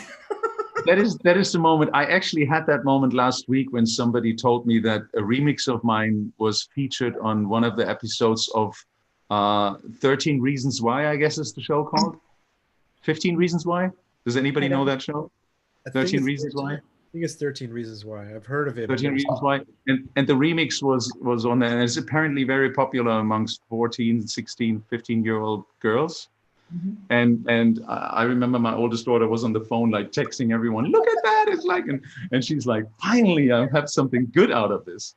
I had the same, unfortunately, with Ultra Festival in Miami, I think 2 years ago, because my son is really into DJ Marshmello. I had no idea who DJ Marshmello is. So I checked him. I was like, okay, we can work on this. So, and then I had this gig on Ultra Festival. And of course, I was playing somewhere on this underground stage, 10 kilometers far away. But at least I came home and I was on the flyer. I mean, so small, on the same flyer with DJ Marshmello. So, and then my job was accepted. How old is your son now? He's getting 9 years now. Oh, right. Yeah. Beautiful age. Anja, I think the last time I saw you was, I just thought about it today. The Depeche Mode we went to the same Depeche Mode concert, which was the final concert, which was just released on the DVD, and Chris is still kicking himself because I really wanted Chris to go there with me because I know he's a big Depeche Mode fan. He is, and I wanted to see him cry. And that he I don't know what happened. That I can't remember what your excuse was, but you didn't make it. You're kicking yourself. I didn't have an excuse. I didn't have a Gregor ticket. Cheshire was at the show, and he messaged me and said that he ran in. I don't know if you guys went together or he ran into you. And Yeah, then 2 days, we all 2 met days for before we currywurst afterwards, Huh? and just What? talked about. And we were so emotionally still at that show, even an hour and a half afterwards. It took such a long time to get out of there, but we had a nice conversation over currywurst. Yeah.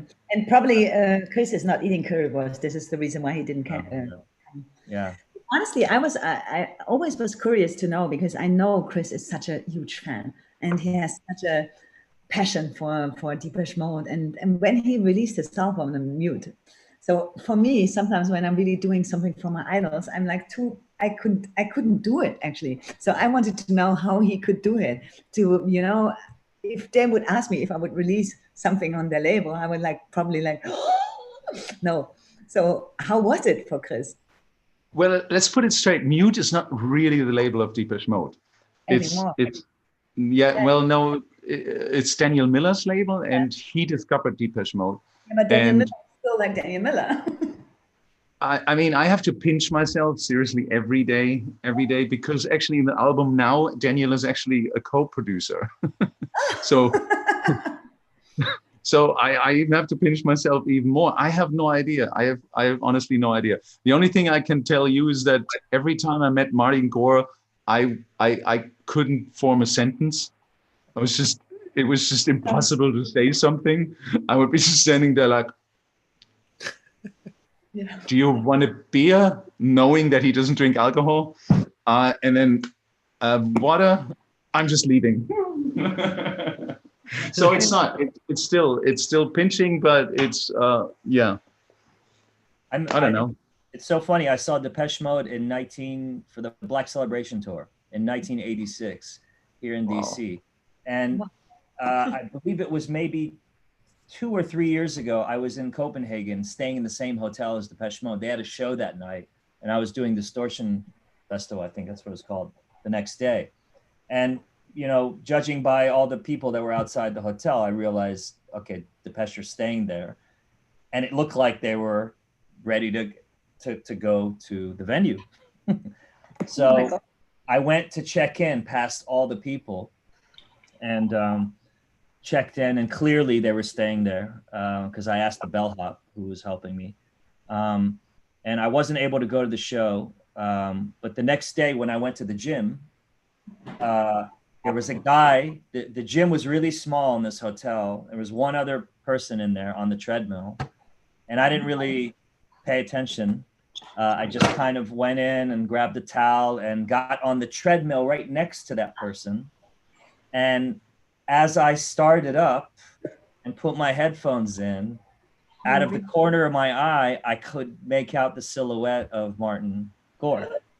So then I look at him and he just stopped and he looked at me, and then we just got into this great conversation.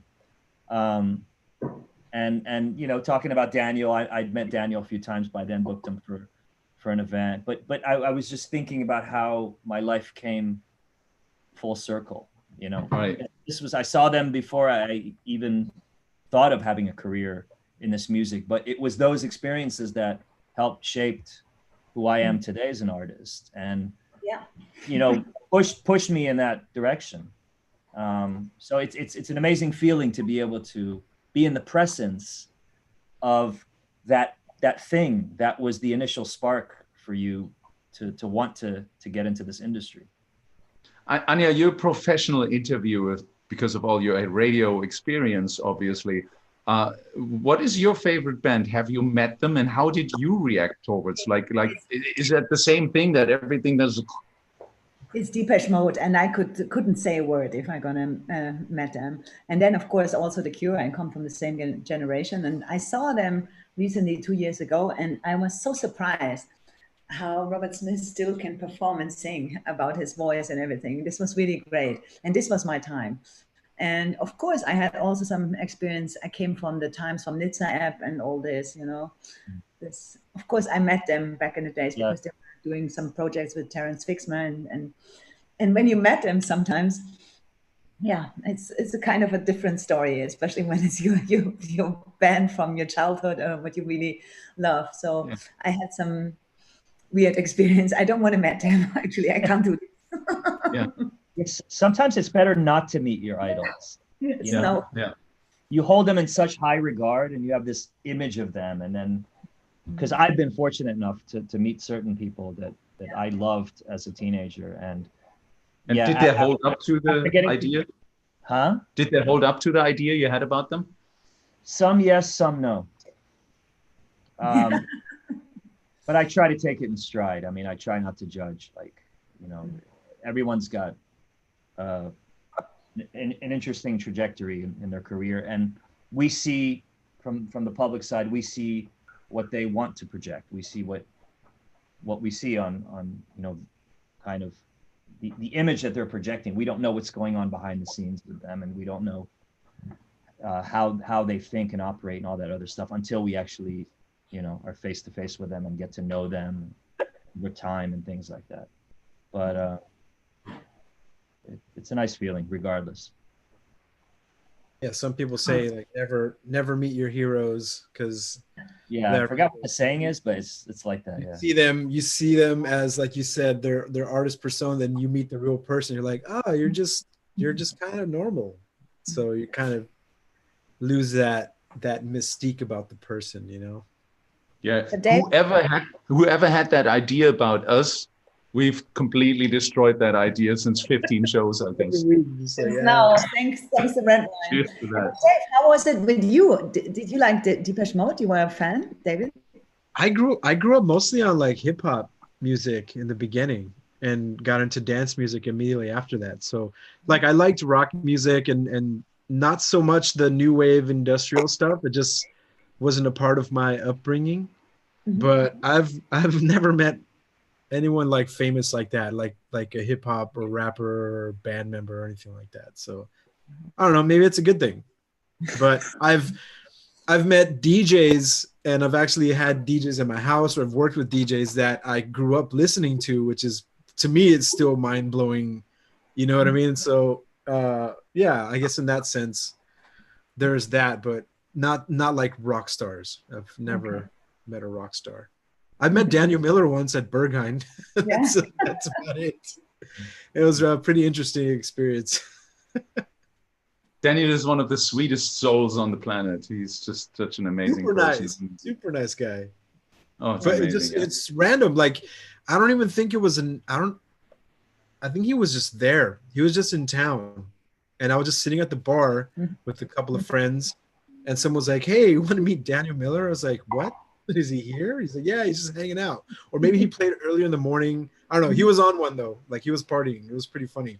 But I can tell you he loves your music. Really? Wow. Oh, absolutely. I should have told him who I was. I just said he would have been so happy to meet you, dude. Seriously. Missed opportunity. Yeah. We'll then come back. At some point when the virus is gone, when we have clubs again. Oh no, we're back at this topic. No. I was already in a good mood now. Okay. I'm so sorry. Just brought it down. No, we will come back. We'll be stronger, definitely. Come on, that's for sure. You know. Anja, are you pre-recording the stream tomorrow, or is it a live stream? No, I have to go there live. Live. Okay. What time is that for everyone? I think 10 o'clock. I'm playing back-to-back with Christine Velvet, which is going to be nice. And it's open at 9 o'clock, which is actually a good thing because people now from all over the world can go to Watergate. Not everyone had the chance ever to go in. So now you pay €1, you get in. You can even choose the floors, main floor, terrace, then downstairs. And you can meet people and you can do probably naughty things there, whatever. If you met someone like Tinder, I've never been on Tinder, but I heard about it. So let's see how this goes. I played Watergate at the end of December, so not too long ago. Yeah, it's amazing. Wait, how does the virtual club thing work exactly? Actually, it's like a platform. You can really, I think it's France. They use that. They built this software to present new cars to all the retailers, and a friend of Watergate, they saw it and say, hey, why we cannot build it up? Because actually the gaming industry is really forward in this. You know, they're using really extremely good technology, and now you really can go there and you can see all the people there in the club. The social exchange will be there without touching them, without seeing them. You even can go with your friends. You can even make like a watch party, and you can talk with the people in the club. And if you like someone, you can say, hey, I want to have like some private conversation with you, and you can go separate. You even can go to the toilet with someone. That means you're out of everything. Yeah, fantastic. And, I also heard, I saw the test version already, and then you even have a bouncer, because you know you can't be naughty. You have to respect all the things what you have to do in a club. You have to do also in a virtual club. So if you want to get naked, you can, but if someone don't like it, he probably will call the bouncer or whatever, you know. So I have no idea how this goes. And the only thing what I'm missing, and what I was saying is, because I didn't do a stream because I'm missing the interaction with the audience. So I thought it would be good for a DJ that we can see the audience. And the only thing what I can do, of course, I didn't thought about this, to bring my computer and to be on the party, then I can see exactly the people there on the dance floor, and then I can see if I make them happy with my music or not, which is always important for us. Yeah. Virtual feedback from the crowd. Yeah, I mean, we have to, you look for other ideas, and I mean, we have all to survive, especially Watergate, because they have this like a terrible rent they have to pay, and they're a club. So I think it's a good start. Of course, it's not a real club visit and real club experience. But now we are all doing compromises, you know. So you said they're charging €1 to get in, so you have to pay. Which could be good for the DJs maybe in the end. I have no idea, but I hope so. Because and now the DJs also have to get a voice and say, hey, we did all each organizations, but now we have also to think about ourselves. This was a topic early on DJs and Beers, like in the beginning shows, was about paying for streams and this sort of experience. So like it looks like it's actually kind of happening now. Yeah, but you're not in a stream. You can't meet maybe your next girlfriend, next boyfriend, whatever.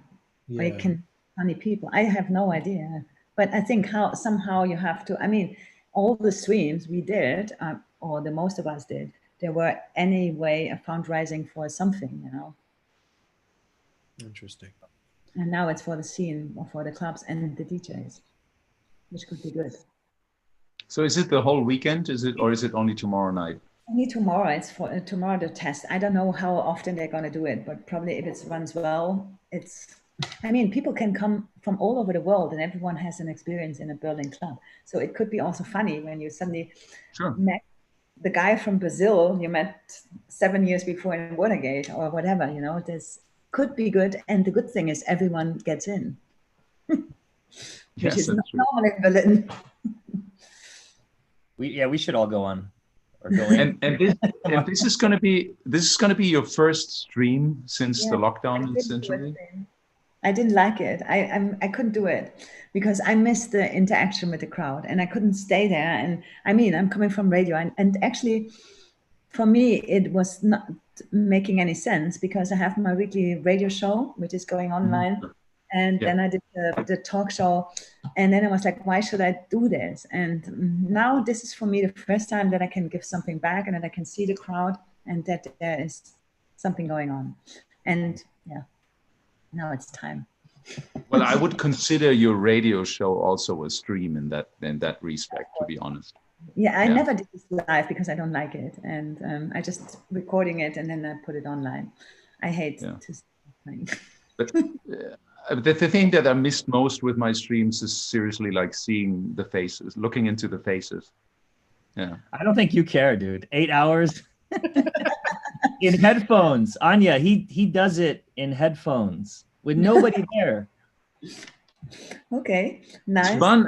I just play music, but I'm actually planning to do one on Saturday again.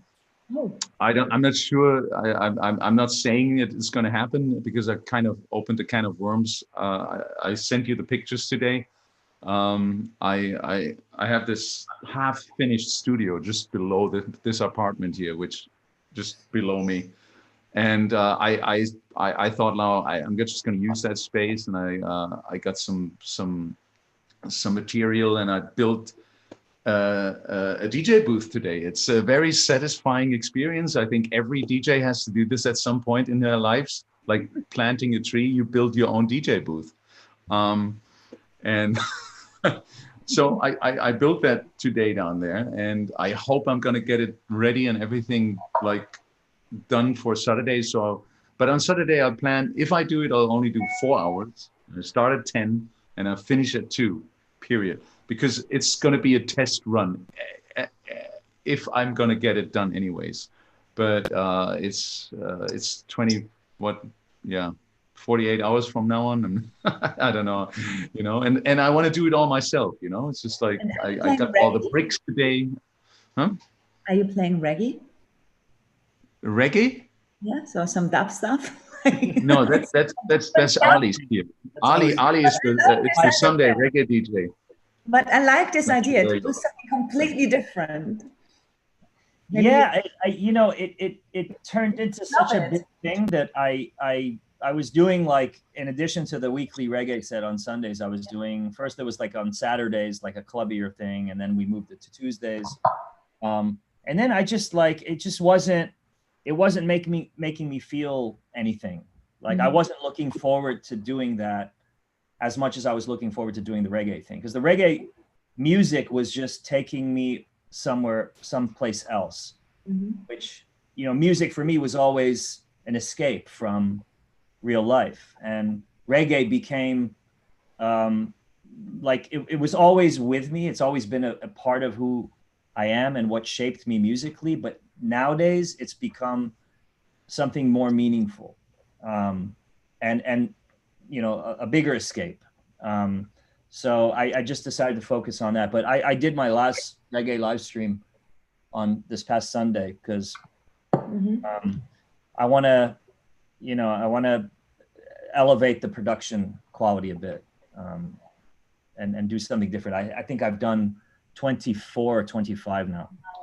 Wow. So, yeah. So, yeah, but I like the idea to do something different, some rehearsal songs, during the crisis, or everyone knows your DJ sets and everyone can get this, but to see a different side of Chris.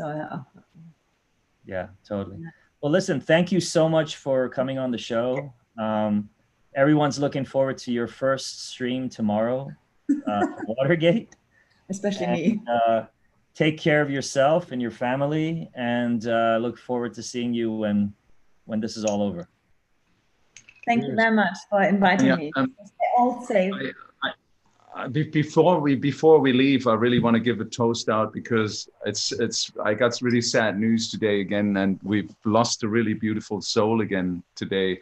And I think you all know him. It's Francesco, and he was very well known as Fra 909, and he did the videos on all the festivals.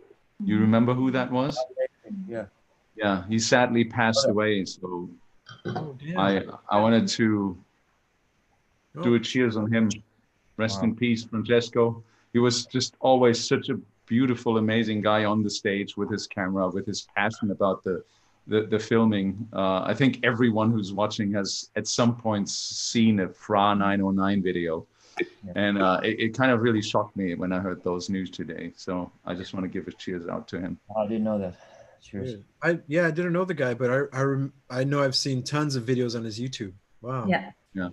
He got the best shots. He always managed to find his way in, and he was always welcomed by all of us because he wasn't intrusive. And then after he posted the videos, we all wanted copies of the videos to post ourselves. Exactly.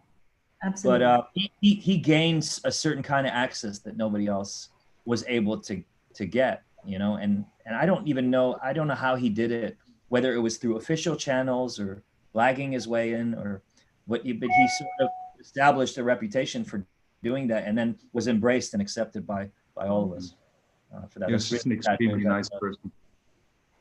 Yeah.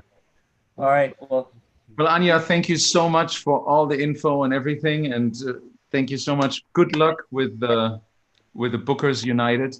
Let's get the politicians back from the holidays, and we should do a follow-up at some point to find out what actually started to happen. So let's plan on that, please. Okay. Thank you for inviting me. Have a good day and night. Bye-bye. Thanks, guys. Thanks for watching.